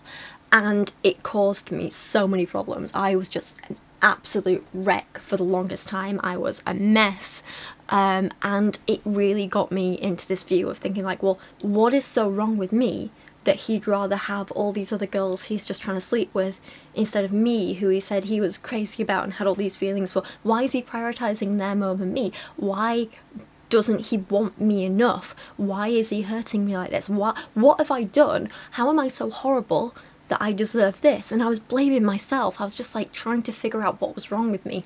And this is kind of when I started going to therapy, and I was like, can you help me? I'm broken. I need to know how to fix these things wrong with me. Like, I need to stop being so insecure. I need to stop being jealous. I need to be better so men want me. I need to be a better person so he'll want me instead of them, and because he says I'm not good enough at the minute and that sort of thing. And basically my therapist was like, well, so he sounds like a piece of crap with narcissistic tendencies. And she was like, I shouldn't say that, but he sounds like a piece of crap. And I was like, oh, okay. And yeah, obviously then we started working through a lot of stuff, and through that I started to realise that I dodged the biggest bullet, and I started to value myself a lot more. And honestly, like, in some ways, being treated so badly by him was a big help, because that's what's got me into therapy and got me in a much healthier place. God, it's awful actually. He's recently started trying to be a YouTuber himself, and I keep having his videos recommended to me all over like my YouTube homepage. I'm just like, can you not? I don't want to see him. But yeah, after Susan started like helping me build up my own confidence, there were actually times when I walked out of dates because it was just wrong. Like, one guy was an anti-vaxxer, and I was like, no, I'm done here, thank you, bye. Another guy, so basically I started getting into the habit of like saying, hey, like before we meet or anything like that, before we go on a date, I just want you to know I'm child-free by choice. I'm looking for someone else who doesn't want kids, and I am looking for something long-term and serious. And I feel like, are you on the same page? And if they said yes, we could go on the date. And one guy in particular just like straight up lied and like like an hour and a half into their date or something, he started going on about how he wanted kids in the future, and also in 3 months' time he was leaving to live on a boat in the middle of nowhere, so he was just looking for a bit of fun and nothing serious. And I was like, but you know none of that is what I want.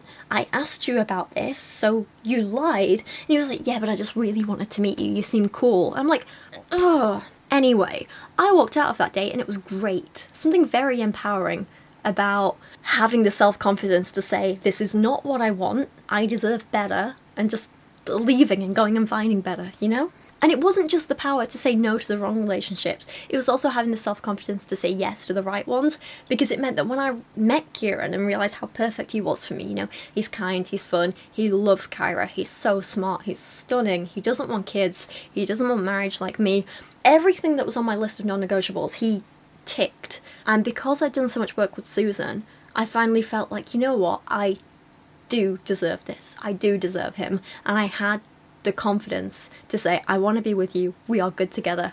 Let's do this. And he felt the same, and everything worked out well, and everything is good.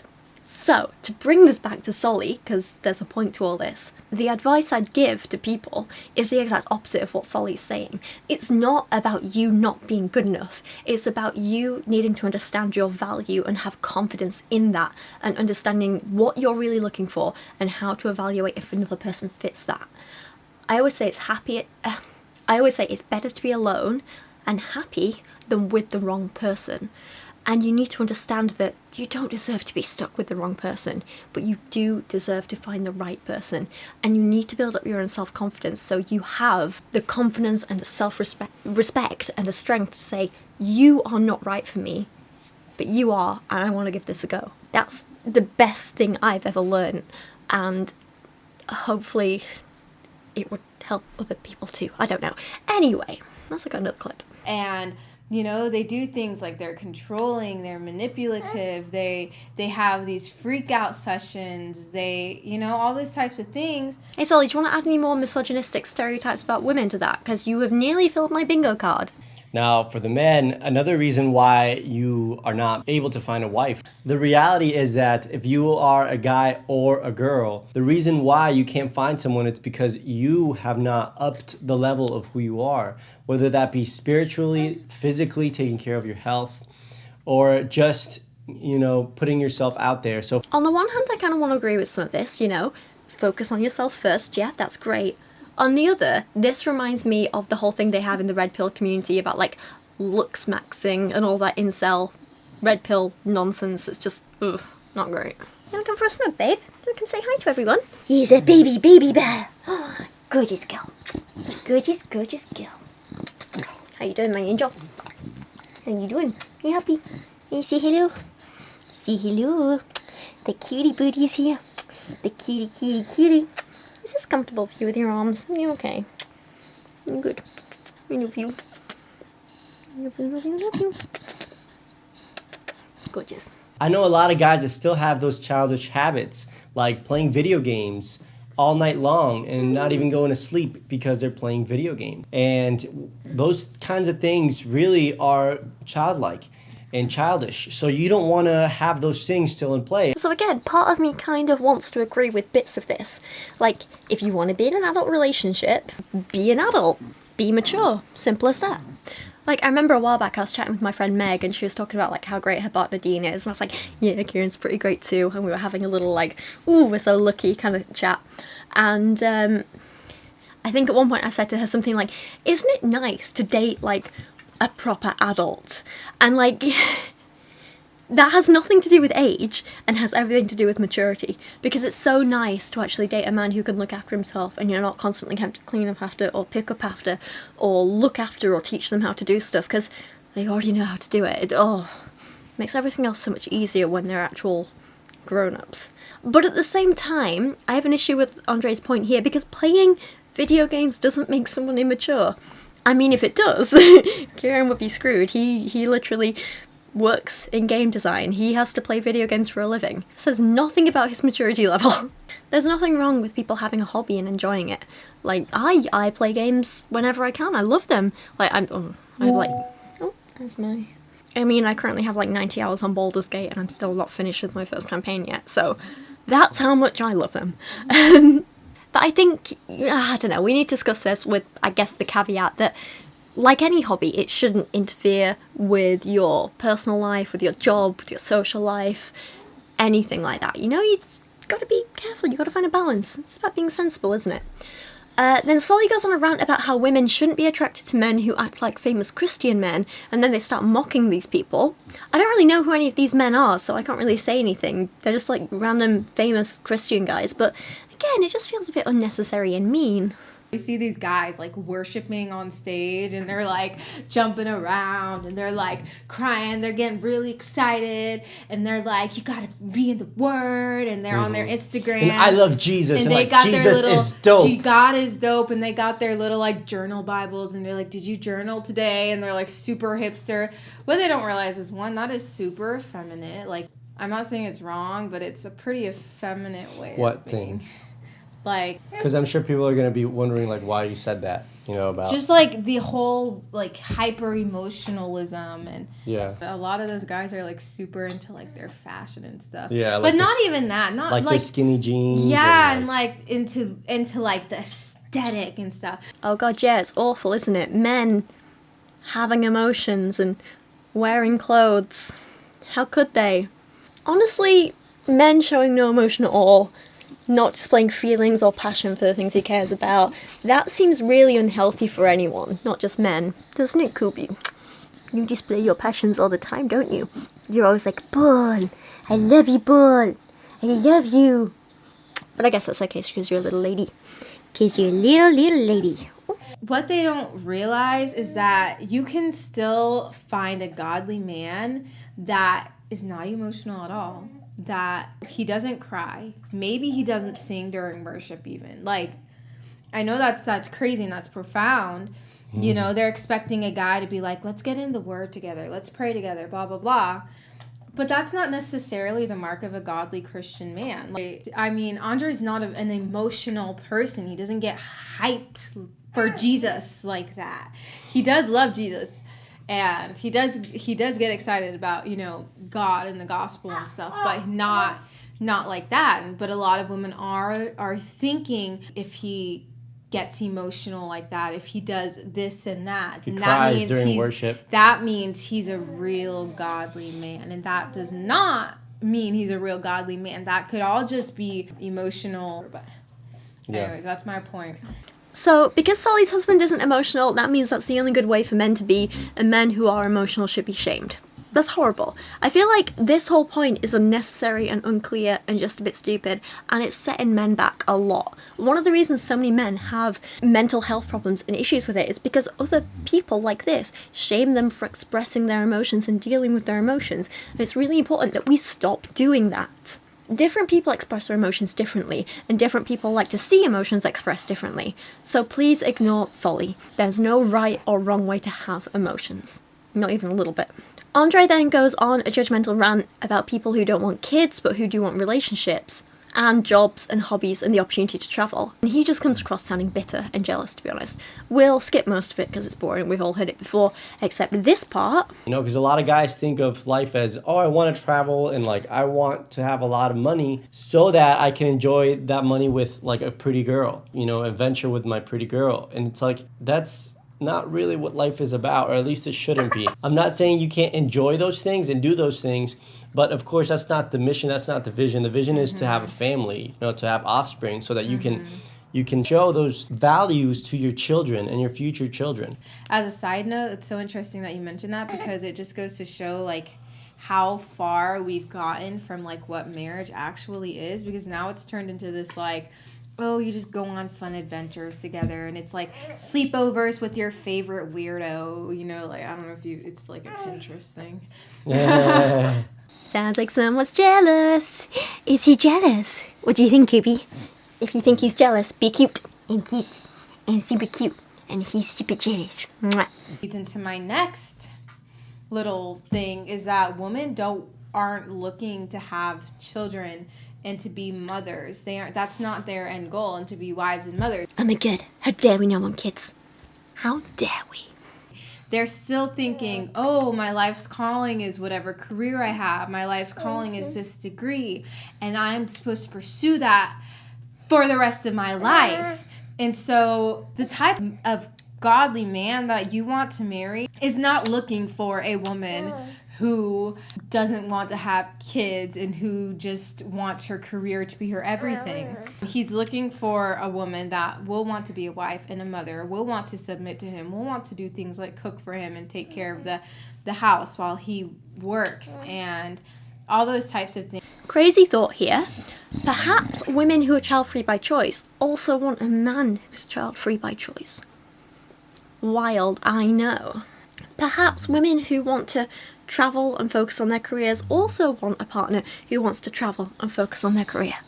Or perhaps these women don't want a partner at all. You ever thought of that?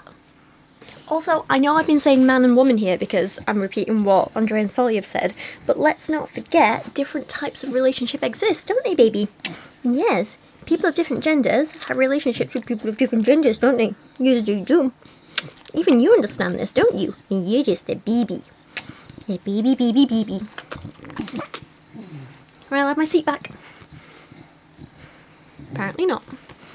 So we really women just need to get out of that mindset of, it's a feminist mindset, it's not a Christian mindset. I don't care how many times you tell me, oh, God has a different calling for everybody. So every time I talk about this kind of thing on my Instagram, women get really upset. They're like, well, not every woman wants to be a mother. And it's like, well, every wife should become a mother. You don't have to want to be a mother now, but you should be open to changing and living by God's design for marriage. Does Solie not realize how many Christian people are feminists? And how many feminists are Christian? But also this last part is horrifying. Stop it. Just stop it. She thinks you don't need to want to be a mother, you just have to do it. Stop it. People get mad and they're like, everybody's calling is different, blah, blah, blah. I don't really care that people say that. They say that to me all the time, and I'm like, well, their calling can be different if they are a baby. If you're a child, it's different, and then once you grow up, you have the gift of singleness or celibacy. That means you are literally not dating anyone, Mm-hmm. But most people are going to get married, and so what happens when they get married? When you get married, you should have a family. That's what God calls us to do when you get married. These two are absolutely insufferable. Then there's a rant with both of them just fat-shaming, judging women for not doing their nails or shaving their body hair, and then finally shaming women for showing too much skin, because, of course, they have to say that, they always do. It's just all gross. It's really gross. That's the last long YouTube video of theirs we're gonna watch. You okay, Angel? You comfy? Are you? You're not comfy. And my leg's not big enough for you. Yeah? Are you snorting right into the microphone? You are. You are. Do you mind if I pop you on the floor, baby bear, because you're a little bit heavy? Yeah? You're a bit heavy. Oh, peek you on. Peek you on. Come on, gorgeous. Say goodbye. Say goodbye. Good girl. I am now absolutely covered in Kubi hair. I am. I'm covered. Even my face is covered. Mwah. Love you. Let's move on to a couple of YouTube shorts. This one is called When Feminists Give Advice. So I'm getting married. Do you have any advice? Oh my goodness. Put yourself first. You do not want to lose yourself. Yeah, but what's wrong with this advice? Okay, but how about to make my marriage great? Don't make him feel too special and make sure he treats you like a queen. Yeah, I've never heard a feminist say this. Solie is just building a straw man here. And then she just repeats that again and pulls her face at the camera. Wow. Quality content here, Solie. Quality. I can see why you earn $130,000 a year. Okay, so to recap, to have a great marriage, I put myself first and don't make him feel special. You don't find that suspicious? You don't find that suspicious? The thing is, look, I get it. I almost fell for at one point. Like, I did fall for this whole, like, feminism bad stuff. Like, what was it, 7, 8 years ago, something like that? I would see people picking out the worst, loudest, most radical feminists online and holding them up like they were the majority. You know, the ones who would say stuff like, you have to grow out your body hair, or you're letting women down if you don't, or you have to hate men, you have to stop wearing makeup, or only wear it in X, Y, and Z way. You can't wear these types of clothes, blah, blah, blah, blah. I saw people like that online, and I saw the ones who were quite exclusionary with people, and the ones who were like, it's either my way, or you're not a real feminist, you're not a real woman, you're not a this, like, the very angry, reactionary ones. I fell for all that, and I was like, yeah, I made jokes about it like other people too, until I realised that this is exactly what misogynists want. They want us to treat all feminists and all women as though we're these extreme radicals who are fighting to control women almost as much as the opposite end are. And it does no one any good. No, I still disagree with those extreme, radical, and angry feminists as much as I disagree with misogynists. But I've also learned that we can't allow people to try and pretend that all feminists are like this, because it undermines the very real, genuine problems that women still face today, and the very real, genuine need we still have for feminism, and for people to proudly call themselves feminists. Just the other morning, I had a person leaving, like, all these nasty comments on my videos, and, like, I don't know if you guys know this, but on YouTube, when you leave a comment, we can, like, click on your name and see the other comments you've left on our channel. So I did this with this person. It turns out they've been hate watching me and commenting for years, and it's clear that no matter what I say, they're gonna hate me, and they're gonna keep going. But their basic narrative was, I'm not a real feminist, liberal feminism doesn't exist, I'm enabling the patriarchy by only being a liberal feminist. How dare I call myself a feminist? I'm not a TERF, but... And then they said a bunch of really TERFy stuff and a bunch of transphobic stuff. They really hated that I included trans women when talking about intersectional feminism. They didn't like the concept of intersectional feminism at all. They left me a whole essay when I spoke out about men's mental health and told me that it shouldn't matter if a man is upset. And they told me that anytime I dare to criticise the writing style of a woman, I am supporting patriarchy and we should never criticise women for anything, unless it's me because I'm awful apparently, and all that nonsense. And I was just like, who does this person really think they're helping? They're spending their time getting angry at other feminists for not being feminist enough, instead of going after actual misogynists. And, like, do they really think they're getting anywhere by just alienating people who should be their allies? Pushing away other women and telling them they're not women enough, not feminist enough, you shouldn't be part of our group. That's the kind of extreme where, even though they think they're doing good, they're harming people. They really are. You can't do things like exclude trans women from the conversation and not realise that you're harming them. You can't do things like tell men that we shouldn't care about their mental health and not realise that you're harming them. You can't tell someone that liberal feminism doesn't exist and not realise that you're harming women as a whole, you know? So on the one hand, I kind of get why Solie might have these wrong ideas about feminism, but on the other, I really, really, really hope that she can educate herself and realise that that's not what the majority of us believe. And like I said earlier, I really want her to go and read some, like, intersectional feminist literature, because I think she would learn so much. She also makes these really weird, smug videos like this about how she doesn't regret submitting to her husband. Reasons why I regret submitting to my husband. And I think this might be my age showing, but I don't understand the trend with these videos where it's just like someone checking themselves out in a camera with a vague statement over the top. How did these things get like 500,000 views? I mean, Solie's didn't, but I've seen some of them do that. What are viewers getting from this? What's the value in this? If I start making shorts like this, am I going to start becoming cool and successful?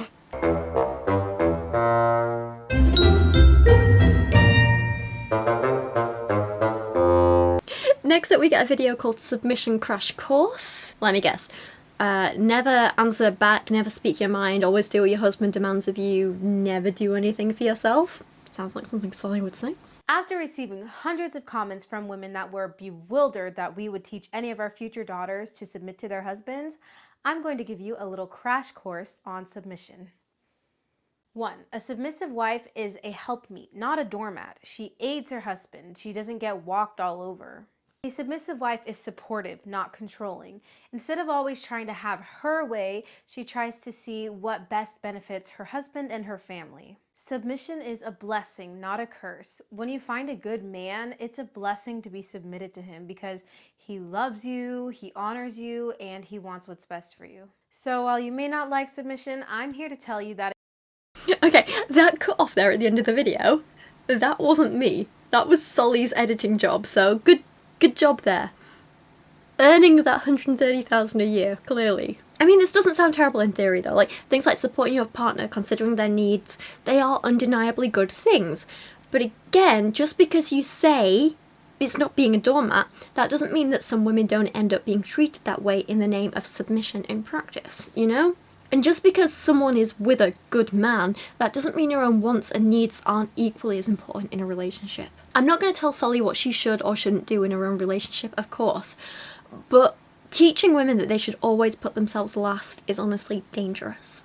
Something Solie has in common with radical feminists is they both share a love of disgusting transphobia, for no reason. Solie likes to share that in a lot of videos, and here's one disgusting example. See this? This is what we're tired of. Women have periods. Women have breasts. Women have babies. Stop pretending like we don't exist.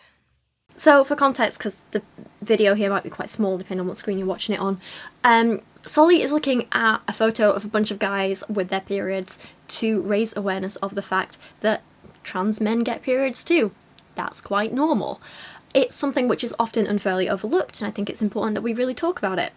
I've had so many guys reach out to me in DMs and tell me that when they get their periods, not only do they have to deal with the same things I do, like pain and nausea and other health issues, but it also causes major dysphoria for them, because it reminds them even more that, like, crap, this bit of my body is wrong. And honestly, that's something else that I feel as well. So I can definitely relate to that, But there's other issues as well that affect these guys, like with the popularity of things like period underwear increasing. Why aren't more styles being made specifically for trans guys? Surely that's just a sensible thing to do. Other things, like a lot of women's bathrooms have free pads and tampon dispensers. Why aren't we putting them in men's bathrooms too? Because those guys are going to need them. And again, this isn't just something that would affect those trans guys, but like, what if you have a dad with his young daughter? Kids do start puberty really early. What if a dad needs to get pads or tampons for his daughter as young as, 8, 9, 10, something like that? He should be able to go into his own bathroom, grab them for her, and say, here you go, you know? But anyway, we are specifically talking about trans guys here, and just talking about it more and raising more awareness is going to help so many guys, and by helping them, the rest of us aren't going to be affected negatively at all. Solie, in particular, is not going to be affected anyway at all. Why does she care if some guy gets his period? She shouldn't, right? Yet she still chooses to be cruel. She's right that some women do have those body parts. That doesn't stop a woman with a uterus being a woman. You just also have to acknowledge that some men and non-binary people also have uteruses. Doesn't stop you being a woman, just like it doesn't stop them being men and non-binary. The only person in this video, in this scenario, who is trying to pretend that people don't exist is Solie, who is trying to erase the entire existence of trans men and non-binary people with their periods, and it's disgusting. I've said it before, and I will keep saying it. Just because we say things like people have periods, that doesn't stop the phrase women have periods also being true. Women are a subset of people. Although I'm not sure if Solie believes that, to be honest. She seems to think of us as sub-people, you know? It's just that when we discuss a topic that affects multiple groups of people, it's important to try and keep our language as inclusive as possible, you know? When we talk about an issue like periods, no matter what Solie wants to argue, that is an issue that affects some cis women, some non-binary people, and some trans men. If we just use the term women, then some people get left out, and their differing needs are forgotten, and that's not fair. But if we use the term people, that doesn't erase or ignore or overlook the fact that there are cis women in that group. It just makes sure everyone is included. How is that a bad thing? Now, I get it. Because this has been overlooked for so long, some of us still slip up. I know I do it sometimes unintentionally. I'll say something like, oh, like, women with periods and blah, blah, blah, is okay. Mistakes happen. It's just important to be inclusive when we're reminded and to keep trying our best. I would much rather every time I say people with periods, but sometimes I do slip up. And that's something I'm actively trying to work on and be better at. Slipping up isn't the problem. I don't think anyone reasonable is going to be mad at you for that. The problem is when we try and the problem is when people like Solie try and purposely exclude people for no good reason at all. It doesn't affect her in any way for a guy to have his period and for us to say, hey, just remember we need to think about his needs as well. I don't get why she's so angry at this. Moving on to the next section, and we are very quickly going to cover a few Twitter threads and tweets and stuff like that from Solie. I don't have Twitter myself, so these are all tweets I saw on the Feminism subreddit. Here's one where Solie goes off on a tirade about how she hates dogs and doesn't think dogs can really love people. Her tweet reads, "Me, babies are more fulfilling than dogs. The internet. I'm so sorry to anyone who was hurt by this insensitive and hateful opinion. You need psychiatric help, you insane wacko, and screw your offspring while you're at it. Why do you care? Imagine getting this worked up about the way someone lives their lives. Just admit you're miserable and hate your life." Okay, so I understand getting emotional when you get criticism. That's a very human response, and as much as people seem to sometimes get mad at content creators for having feelings, I'm not going to be mad at her for doing that. That said, I do think she's being a bit hyperbolic in terms of the things people said to her. 2, the internet kind of has a point with some of these things, especially in the regard to why do you care about someone else's life.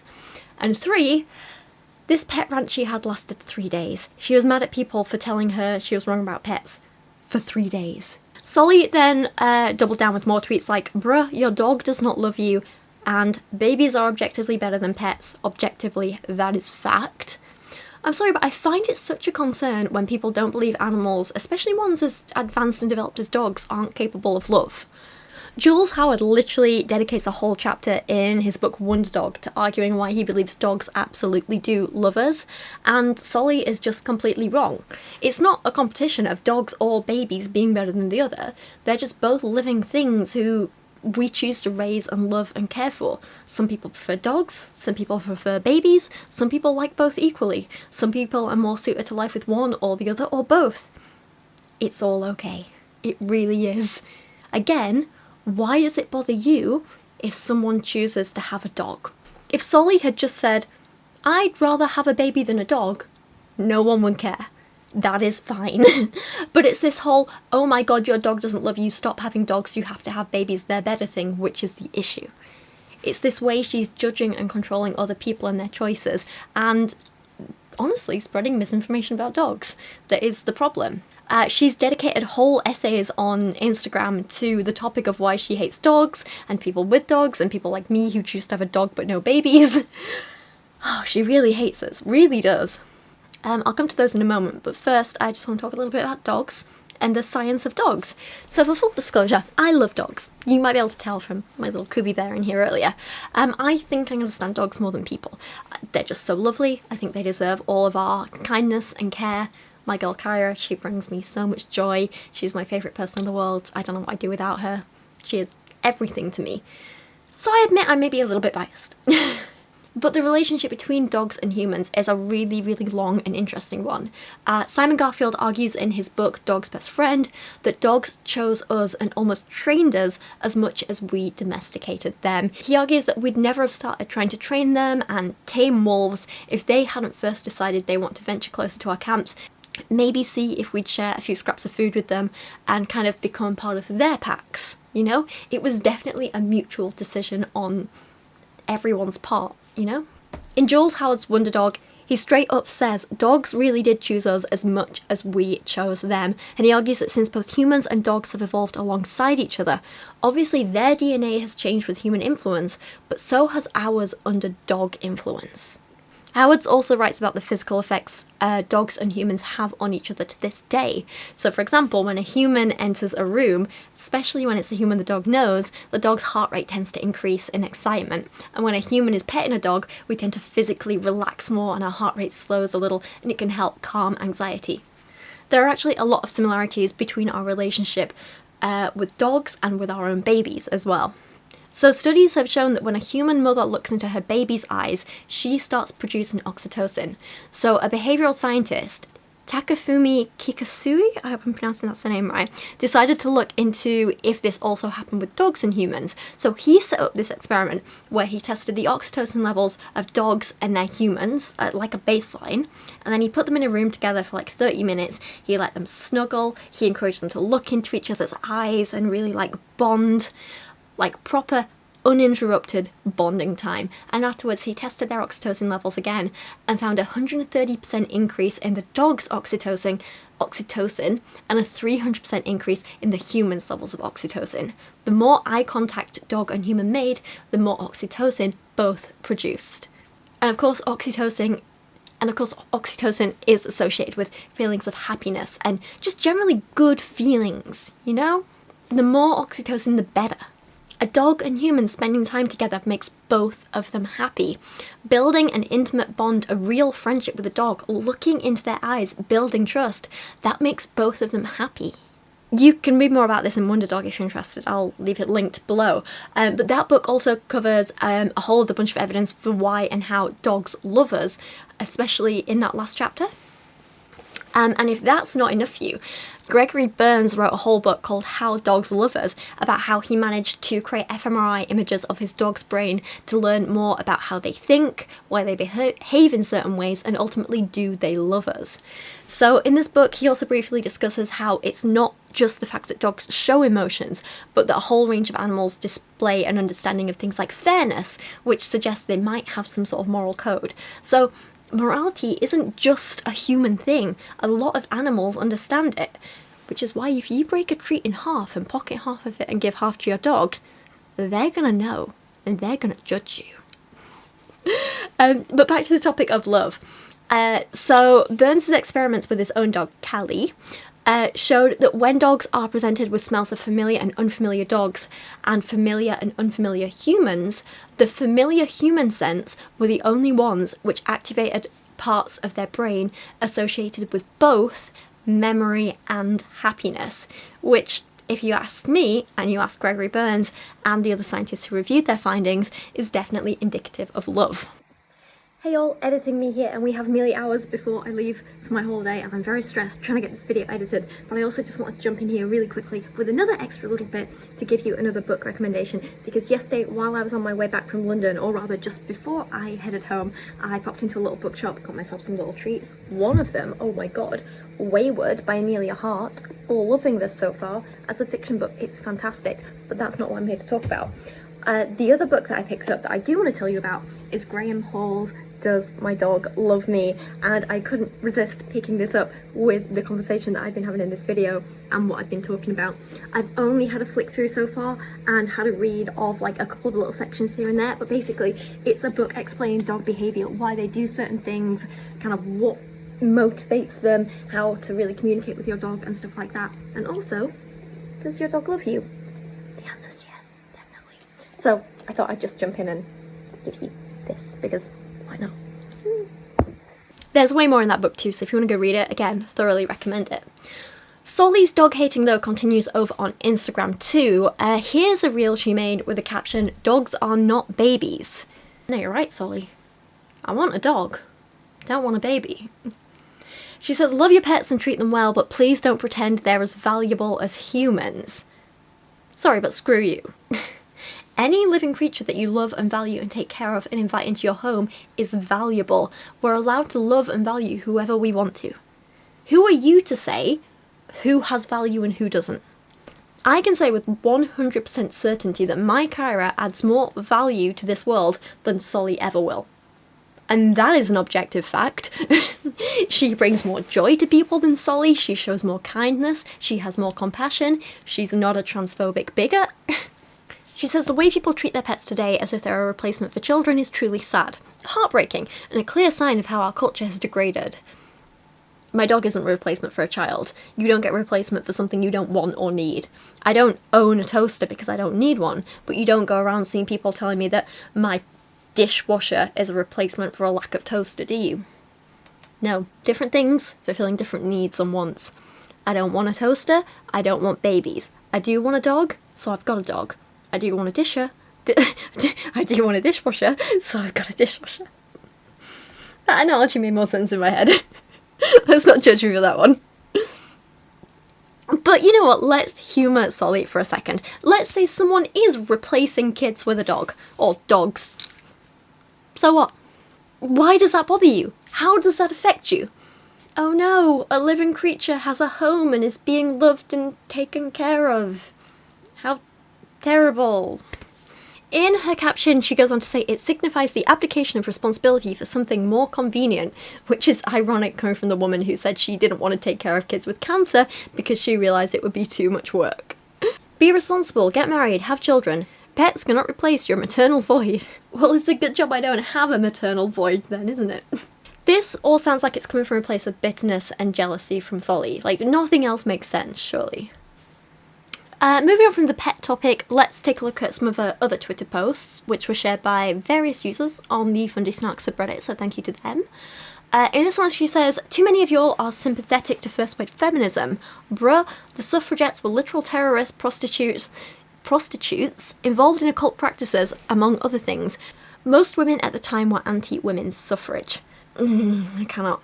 At this point I was going to give a whole lecture about the history of feminism, but this video is already so long, so just put a pin in this thought and we will come back to it in another video at another time, yeah? In another tweet, oh my god, sorry. I'm so tired. It's been a very long day. It's currently like 10 at night. I'm so tired. I'm tripping over my words enough as it is. Come on, we got this. We gotta get through this. I'm leaving early in the morning for London as well to go perform, and I'm just panicking about getting everything done in time and finishing this, and I'm supposed to be going off on holiday on Friday as well, and I need to get this video done before then, and I'm just very, very stressed. Okay, we got this. In another tweet, she says, first wave feminist movement wasn't about giving women choice. They wanted to break up the nuclear family. They wanted families to live off 2 incomes so they could rack up more debt, the Federal Reserve, and make more money. Not only is this poorly written, but it makes no sense and contradicts itself. And does she not realise that the Federal Reserve is only in America? First wave feminism happened all over the world, in a whole range of countries, you know, including the UK. Very, very big in the UK. We had suffragettes in the UK, in Australia, in France, all over the place, many, many countries, most of Europe as well. Women all over the world were petitioning for the right to vote and for equal rights in general, all over the place, not just America. And they were successful getting the vote in a lot of places long before they were successful in America. So, for example, women in New Zealand were given the right to vote way back in 1893, and it was 1894 in Australia. Women in Sweden have been voting since the early 1700s. I could go on. She has a very American-centric view of the world, and she misses out a hell of a lot of information and context by only having that. Again, there's a lot more I could say on this topic, but we'll save it for another video.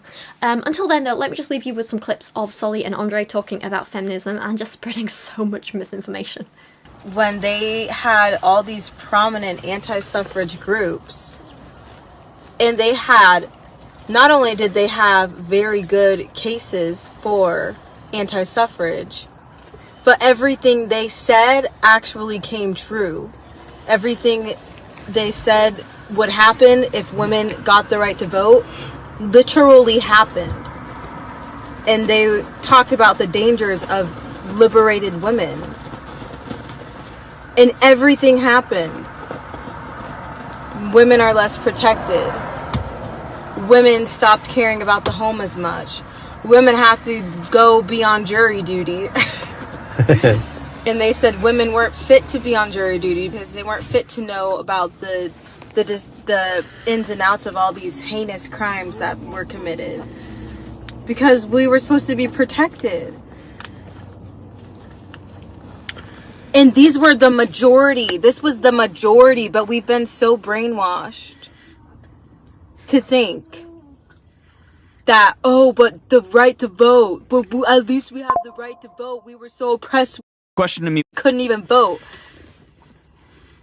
We didn't want to vote. And it's wild to me that so many traditional conservative women have the same mindset. It's like that's how pervasive feminism is and how brainwashed we've been by feminism.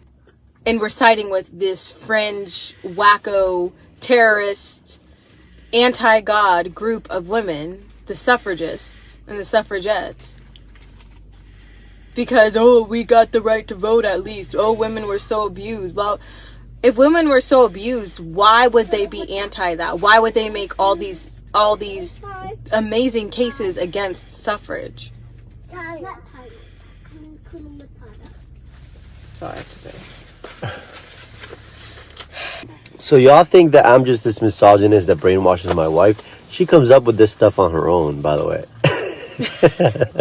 Like I'm trying to talk about music. I'm trying to talk about business, and Solie's like, why women didn't want the right to vote, and the reason why is because It's just so frustrating because even traditional conservative women, they're like, oh, well, the beginning of feminism was at least good.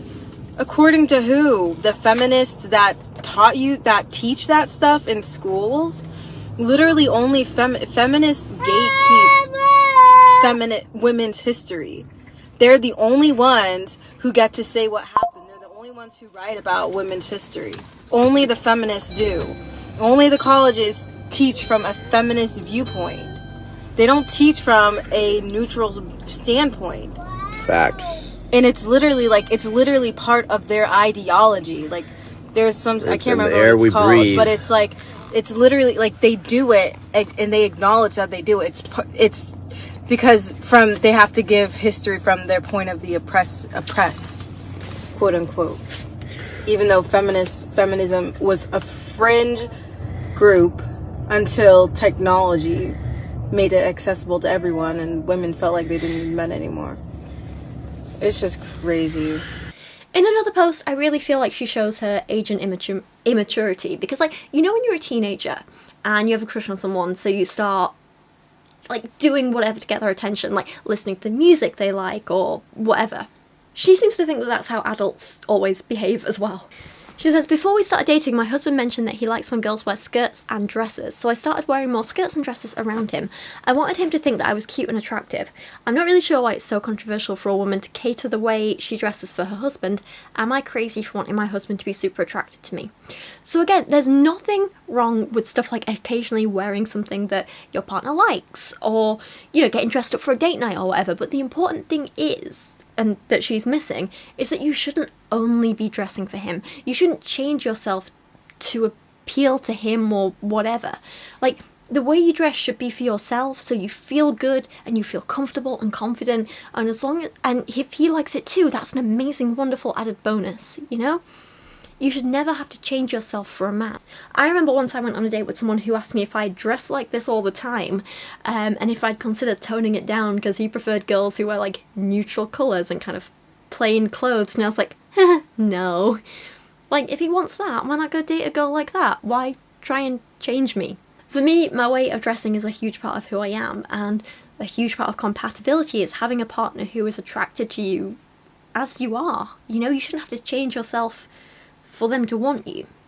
Like, one of the things I loved about Kieran is when we first met, like the very night we met, I was wearing these like bright orange stripy trousers and a yellow jacket and these chunky yellow platform shoes embroidered with all these little flowers, and beautiful but very bright, very bold. And I asked him out for a drink, and in this like moment of insecurity I was like, you don't mind the way I dress, right? And he was like, no, I love it, I think you look great, you look beautiful. And ever since then, like, he's always made me feel really, really good about myself, but not by telling me that he thinks I look good. It's almost like a given that I know he thinks that. But instead, he always asks me how I feel. So if I'm ever insecure, he's like, well, how do you feel in it? And he always makes sure to remind me that, like, he's going to find me beautiful whatever I wear. What's important to him is that I feel good myself, and I feel confident, and I feel comfortable. And he always asks me how I feel, and that's how I get confident in what I wear. And I don't know, it's very nice. It's different from anyone else I've ever really known. It's lovely. Solie is young, she's only like 24, and I really hope that it's something she can learn as she gets older, that it matters more about how she feels about herself, than how others feel about her, you know? In another tweet, Solie gets mad at people using the term partner instead of spouse, which is kind of hilarious. Again, she would hate me and my partner. But I don't know, like, partner works for us. We're more serious than, like, boyfriend and girlfriend. And also, like, I'm 31. I don't know, it feels a bit childish, but this is my boyfriend. Like, we're not married, we never want to be married, so we're not going to call each other husband and wife or fiancés or anything like that, because that's not us. But we're a team, so partner works for us. I don't see how it's an issue. Lots of people use the word partner, and I think it's very nice. And also gender neutral, which works for us perfectly. Again though, Solie is getting angry over something which literally doesn't affect her. If she doesn't want to call Andre her partner, don't. If he doesn't want to call it you, don't. That's all there is to it. It's fine. Here, Solie retweets a woman who says that she would take my son's giggles over a dual income. I'd take the sleepless nights over a quiet meal out. I'd take the added stress over endless hours of me time any day. Okay, and? Good for you. You made your choice. I'm glad you're happy with it. But I, and many other child-free people, wouldn't make that choice. We'd go the other way. Again, what's the problem with that? How does it affect you? It doesn't affect me that you're having sleepless nights, so why does it affect you if I want a quiet meal out, you know? Again, it just sounds like it's coming from jealousy and bitterness. That woman that Solie retweeted goes on to say, why? Because at some point you realise that life is so much more than what makes you feel good. You realise that you were created to be fruitful and nurture sweet little people. And I always find it funny when fundies try and like present it as like, well, you can be happy like you are, or you can have kids. And having kids is the only right choice. I hope you're happy over there with your happiness, you sinner. Like, if she's trying to convince me that I should be making the same choice as her, and I have to choose between happiness or what she has, because she's not happy apparently, or she doesn't make it sound like she's happy, I just don't know, she's not really selling it to me. She's not. The fact that Solie spends so much time sharing stuff like this just makes me think she's kind of maybe miserable with her life. Like, I don't spend my days disparaging people for having kids and tweeting out about how awful kids are, do I? No. I know I correct this misinformation for a job, but that's not the same as me just like being bitter and being like, ugh, why did you have kids? Why would you make that choice? That's a terrible choice. Are you really happy? Are you? Oh, you can't be happy. Do you know what I mean? If I did that, that'd be a bit weird, wouldn't it? Also, I'm not sure what my little like gobbling voice was then. Or a gremlin. Maybe I'm a gremlin. Kieran calls me his little gremlin sometimes. I think, oh god, this might be the worst one of all. This tweet says, I used to be really into politics, but now I just relax while my husband tells me what to think. Okay, one, I'm doubting that she was ever actually into politics, and also I'm pretty sure she's never been able to vote for anything. She would have been 18 when they met, like 19 when they got married, and in those years I don't think there are any elections or anything like that, so I'm wondering if she's ever taken part in anything political in that sense. Interesting. And number two, just because we have the right to vote, that doesn't mean we have to use it. That is absolutely fair enough. People are free to abstain for any reason they want. I'm not going to judge someone for that. However, can we just talk about how dangerous the I just relax when my husband tells me what to think narrative is? That feels like a parody of a trad wife Twitter account, but no. She actually believes that and thinks that and said it. She basically bragged about being a controlled, brainwashed victim. That's not cute. That's scary. Let's finally move on to the last part of this video before I fall asleep in front of the camera. Let's talk about Solie's Instagram account. Instagram is by far Solie's biggest platform and one where she has the most influence. Her main account, Solie Ollie, has, 62,000 followers or 66,000 followers, something like that. They also have a Naptime Income account, which has like a couple of hundred followers. They've got an Andre and Solie account with like maybe 2,000. Andre also has his private Instagram account that's just his, but again, not many people are following that, and he has made it private. So most of these, I believe, are from Solie's personal Instagram account, because this is the biggest one, the most influential one. Some I have taken these screenshots from the Fundy Stark subreddit, some I have found myself, so let's just go through them in no particular order. We'll start with this old one from when her and Andre first got married. I have no real complaints about this or the content or anything like that. I just think, I think maybe engaged? Yeah, sorry, this is when they got engaged. I just think this gives a lot of context for understanding their whole relationship. This says my first date, my first kiss, my first boyfriend, even my first heartbreak. And honestly, I would love to know the story there, because that's what the gossip, to be honest, that's all. Come on, we all have weak spots. I don't know the gossip sometimes. So I'm such a big fan of EastEnders. Just like fictional gossip constantly. Love it. Anyway, and now my future husband. I get to marry Andre Osorio. I think 20 is going to be a great year. Yeah, I can't really complain too much, but I think it just goes to show how naive and inexperienced and young Solie was when she committed to Andre. She probably didn't see his whole red pill thing as a massive red flag, even though it absolutely is. So I do kind of feel sorry for her there. In the next series of posts, Solie reflects on what a real man is, and it really just sounds like she's trying to justify the behaviours of abusive men, which is horrifying. This post scares me. In particular, the bit about violence. Well, we'll get to that. Don't sit there and complain about how there are no more real men, good men, and then get angry when a real man shows up.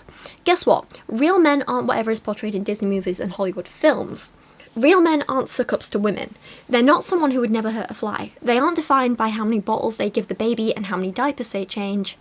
Mate, if you're trying to tell me that a real man is a violent man-child who is unkind and can't help around the house, then I don't want a real man. Because real men will likely come across as bad. In our culture today, all qualities of real strong men are demonised, spoken like a true victim of an abuser who has been convinced that the abuse they face is normal. It's actually really sad, and it makes me worry for her, but it's so dangerous that she's telling this to other women. She says they'll be called controlling. Real men aren't going to sit there and let their wives run the show. They'll tell their wives no, each man in his own way. They are leaders. They'll be called aggressive. And this is the concerning bit. They'll be called aggressive. Real men know that violence is necessary. They will understand how to harness that violence and use it at the proper time if called for. No. Can we not excuse violence, please? We also get some terrible rape apologetics too. They'll be called lustful and incapable of controlling their sex drive. Real men want to have sex, and lots of it. If you don't like it, then you just don't like real men.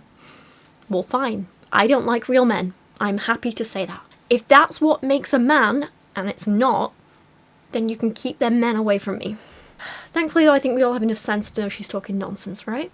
There are many, many ways to be a real man, but I'll tell you this, all of them involve kindness and not violence. In this reel she posted, she asked a question for the feminist. If I as a woman should have the choice to do whatever I want, why is it so bad that I choose to submit to my husband, stay home, have babies, and encourage other women to do so? None of that until the encouraging other women bit is a problem. All of that is fine if it's your choice. All good. We might worry about your well-being a bit, we're not going to tell you it's right or wrong.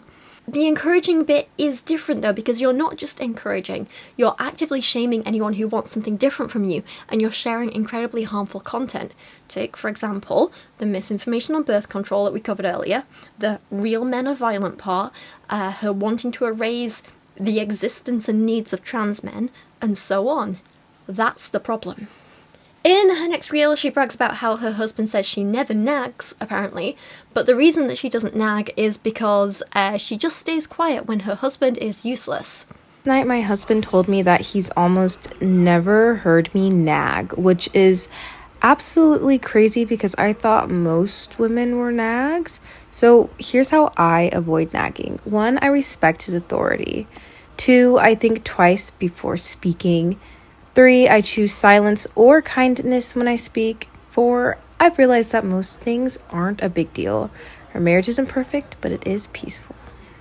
I also don't think I've ever nagged Kieran for anything.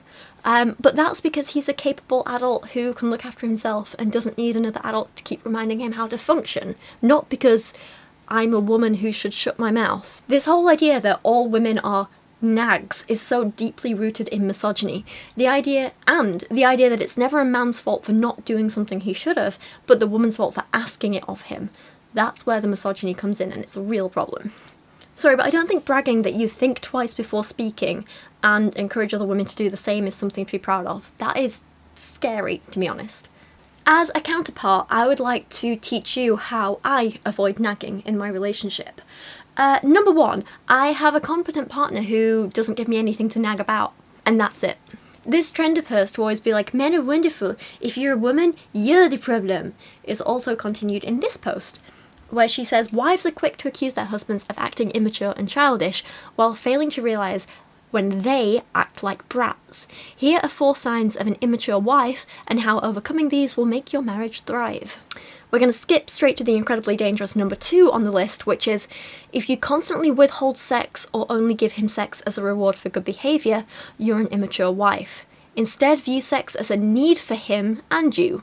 Try to have it as often as healthily possible, and view it as both marital duty and an act of pleasure and connection. No. Any person is free to say no to sex at any time. I know I've said it before in this video, but it bears repeating. It's not a need for anyone, it's something you should both want to do, and if you don't, that's absolutely okay too. It is not a duty, and telling people it is incredibly dangerous. In her caption, she adds that one of the reasons marriage is so great is because it matures you. But does it, Solie? Because I've not seen any evidence of that in you yet. In another post, she says kids are worth far more than late night parties, sleeping around, getting drunk, and a career. Yeah, but I know what's more fun, so I know what I'm gonna pick. I'm joking. Next post is just basically a summary of everything she hates. She says, unpopular opinion, the trad movement is not a threat to young women, the real threat is feminism, pop culture, soft Christianity, boss babe culture. Ironic coming from her, right? Do whatever makes you feel good. One promotes good values, one promotes degeneracy. Oh, come on, Solie, I wouldn't call you a degenerate. I'd just call you dangerous. With the rise in trad culture comes an increase in modesty, femininity, Christianity, long-forgotten homemaking skills, an emphasis on the importance of being a homemaker, an emphasis on marriage and children, and a resurgence of beauty and aesthetics. Okay, cool. So what? What are the consequences of any of this?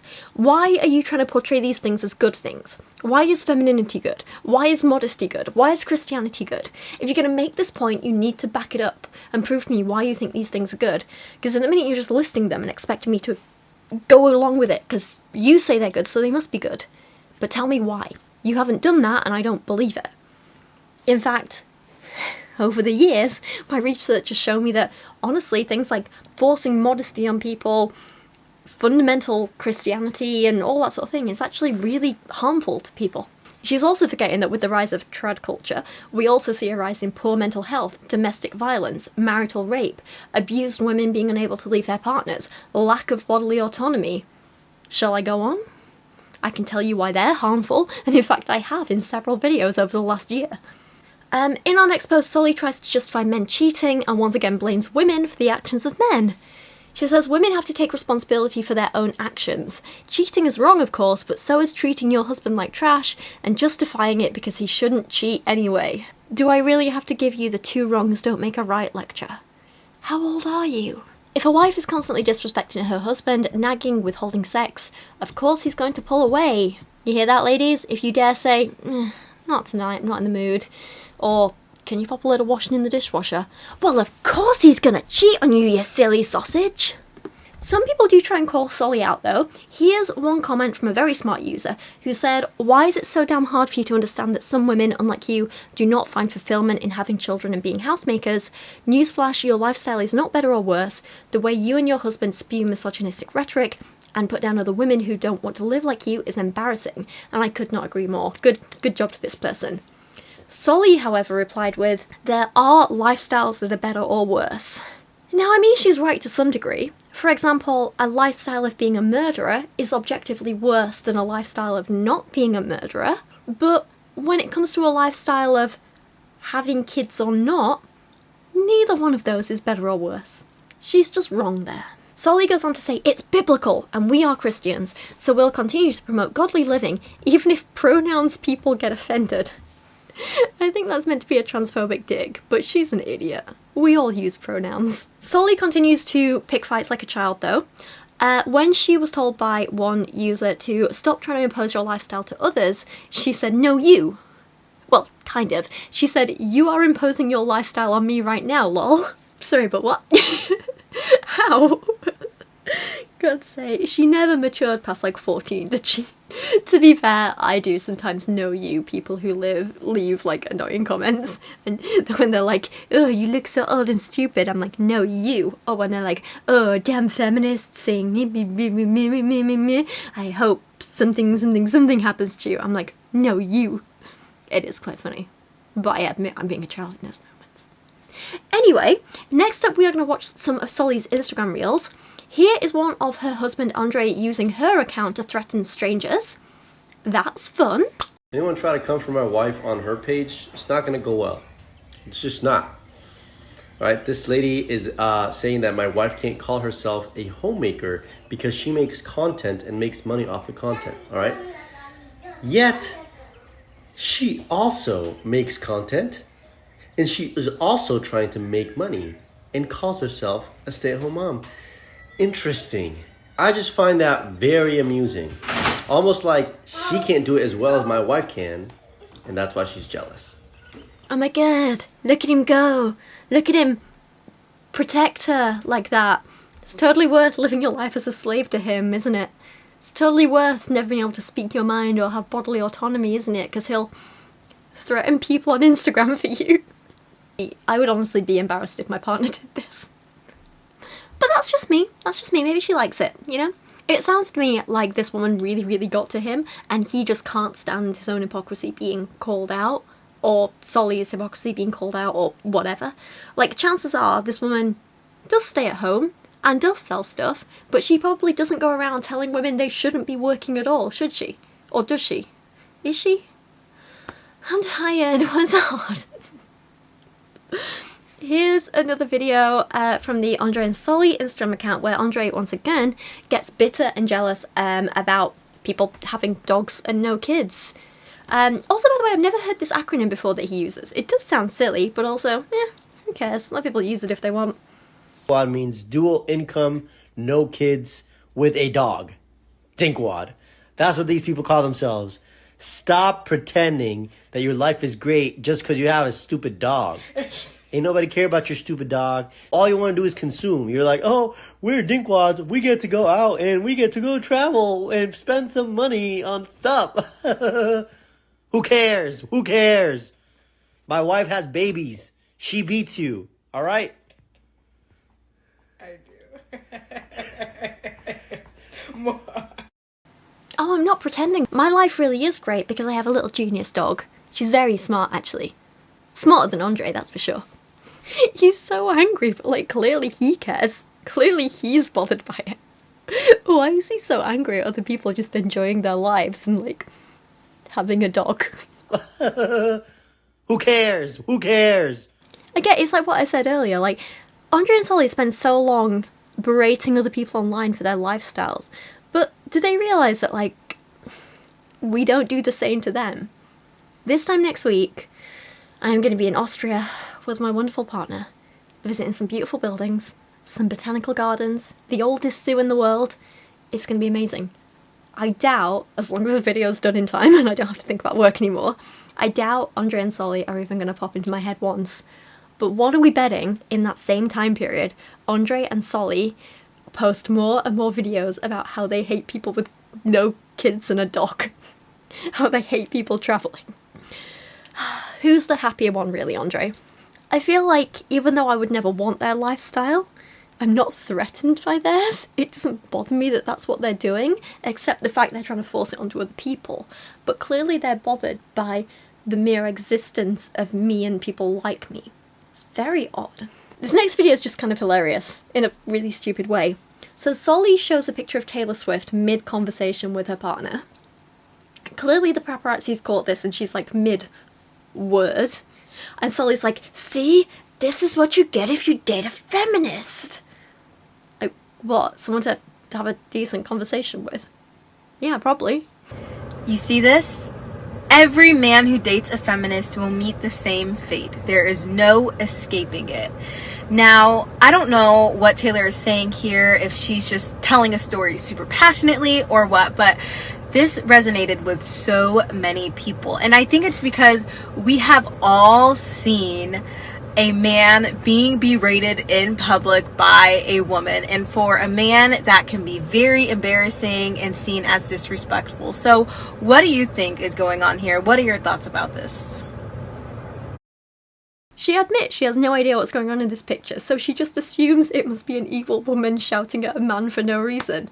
Not just a woman in the middle of saying a word, or coughing, or laughing at a joke. Couldn't be right. Crazy. This next one is covering some of the stuff we've already covered, so I won't say too much. We'll just kind of zoom through it. She's very patronising though, so I thought you'd kind of enjoy this. Tradition. Okay, girly. I know that your husband keeps forgetting to put the toilet seat down. I know that he comes home from work and sits on the couch. I know that you feel like your emotional needs are not being met. But here's what we're not going to do. We're not going to nag, disrespect, criticize, call him a child. None of that. No. What we are going to do is pull ourselves together, right? You're a grown woman. Pray, have some self-control, and you're going to give your husband respect, okay? You're going to give him grace, and you're going to show him kindness, regardless of his actions. He's your husband. Treat him with love. Let's see what happens.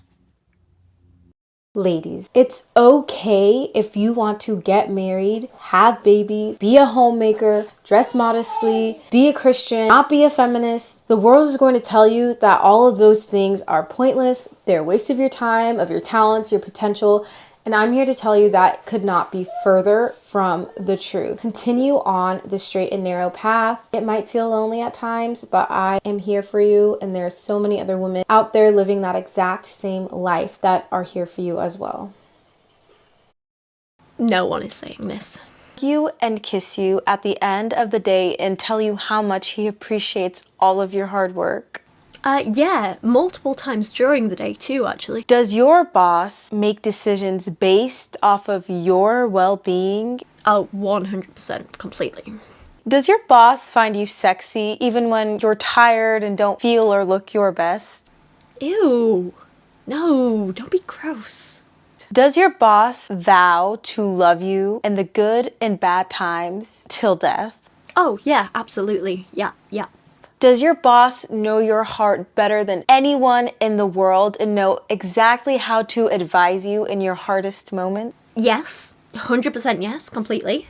Does your boss stay up late with you, just pillow talking, watching hilarious YouTube videos, binge eating ice cream? Every night, every single night. In fact, I kind of miss them when they're not here. Because my boss does. No need to brag, Solie, because my boss does all that too. Good girl. Okay, I'm being silly, but like, you know, I've said before, a bunch of Solly's posts seem like they should be a parody, but she's completely serious. This is another one of those. Oh god. Cook for your husband, wash all his clothes and all his dishes, wash all of those, serve your husband. Again, very much Carissa Collins vibes, but at least Solie actually has a nice voice, even if her lyrics are absolutely terrible. Oh my god, also, idea for a video I had. Would you like me to do a review of Carissa Collins' song lyrics? He's the one who knit you in the womb. He's the one who made you see the truth. He's the one who opened up the tomb. Holy, he's so holy. Do you want to know why I love being a housewife? 2 words. Freedom. Oh god, I forgot about this one. Well, at least she got one word right. Dumb. Oh, God's sake. I couldn't stop laughing at this the first time I watched it. And even now, I'm just like, oh, Solie. Freedom. I do not have to wake up at 5 a.m. every morning and rush out the door, rush my babies off to daycare, rush to clock into work. If one of my babies is sick, I don't have to ask permission from a boss to take care of my own child. If I want to go on vacation with my family, I don't have anyone sitting there telling me, oh, you only have 2 weeks of vacation. You can only take this much of a vacation. I get to run my home the way that works for our family, under my husband's leadership, of course. I do not have to be a slave to a corporation or business. I'm not sitting there working for another man. I'm working for my family. I literally have a business with my husband. My husband is my boss. He loves me more than anyone in the whole world, and he gets to tell me what to do. Y'all can miss me with the being a housewife is slavery. Yeah, I literally don't have to do any of those things either. As a self-employed woman and a feminist, I literally have all of those freedoms and more, especially because I choose to live alone. I'm really not answering to anyone at all, and it's lovely. Plus, unlike Solie, I still have my independence, my bodily autonomy, my safety, and all the other things. Oh, and a partner who actually likes and respects me too. But that's just me. Plenty of people do have regular jobs, and they love them, and they enjoy them, and they want to do them. Have you ever considered that some people actually like their jobs, their bosses, some people have flexible working hours even when they have like a regular job? My Kieran has a regular job. He loves his boss, he loves what he does. He gets to work flexible hours, he can take time off when he needs, when we want to go away somewhere. He doesn't have to be at work until 10 a.m. every day, which is nice. He gets a bit of a lie-in. And as a child-free man, he's not waking up at 5. He's not rushing around to send kids off to daycare or school. He doesn't have anyone but himself to look after on a regular basis. He loves his life. This next part wasn't originally going to be in the video, but I found this last night while I was editing the first part of this video, and it just blew my mind. Obviously, in America, police violence is a huge, huge problem, one which disproportionately affects black men, and yet here is Solie making a joke out of it with her son, who is going to grow up being a black man in America. This is disgusting, it is disrespectful, I don't even know what to say. Don't shoot me. Just because I'm wearing a hood, don't shoot. I'm not suspicious. Hey, editing me, jumping in again, because I completely forgot to script or film anything around this last part, and I think it's a really, really important thing to put in. So I found on a blog called Array of Dawn, there was a post about Solie basically making excuses for rape, and she put this post out saying, well, it was an Instagram story. It said, just because women are raped / assaulted regardless of what they wear, we should never talk about how dressing in appropriately can cause men to lust. At what point are we allowed to acknowledge that clothes we wear can cause different types of reactions from men and women too, not just lust but negative attention? So basically she's saying, when are we going to start blaming victims of rape for being raped? It's their fault for wearing what they're wearing, and it's just the most disgusting take ever. I obviously don't have time to go into it right now because I'm on my phone and you can probably hear the washing machine in the background and the laptop working overtime. But this is just the kind of person Solie is, and I don't even know what to say anymore. This video has exhausted me, and there's still so much I could say about her. Like, even now, today, when I've been editing, I have, you know, like, there's a couple of clips that I messed up filming or whatever, so I went back onto her Instagram to go and, like, find more stuff, and she's just posting even more and more harmful stuff every single day. There's still so many clips I could have spoken about, or, like, new points she raises that are just spreading hate and misinformation and stuff, and there's so much to talk about. I just feel like, even though this is a 4-hour video, in some ways I barely scratched the surface, and it's just... So yeah. I need to end it somewhere, so here's as good a point as any, I guess. And finally, this does bring us to the end of all the content I want to cover today. I am so tired. I'm absolutely exhausted. I was hoping we would cover more stuff on Andre's involvement with the Red Pill community and movement and all that sort of thing, all his misogynistic nonsense that he posts. The focus has been more on Solie just because she posts more, but please don't let this make you think that Solie is the worst one. Andre is definitely still an awful person who spreads a lot of hate, and I kind of feel like he definitely makes Solie worse and eggs her on and all that sort of thing. But yeah, I'm so tired, my words aren't making sense, you know what I'm trying to say. For now, this is where I'm going to end the video. In conclusion, I hope you've learnt something along the way throughout this very long video about another funny influencer. I hope you picked up a few bits of knowledge along the way, whether that's about dogs and the science of how they love us, or about birth control or feminism or anything in between.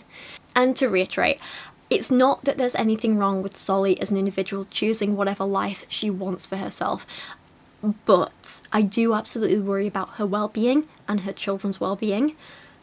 I'm also concerned, and what I'm critical of is her trying to force that lifestyle onto everyone else while being angry and judgmental towards anyone who seems happy doing something different to her, and the way she spreads dangerous misinformation which could very easily get people hurt. That's what I'm critical of. That's what I hope I've made clear in this video and hopefully helped correct a little bit of. With all that in mind, I am so tired and I still have editing to do tonight. But yeah, thank you for watching. Let's just jump to my regular outro.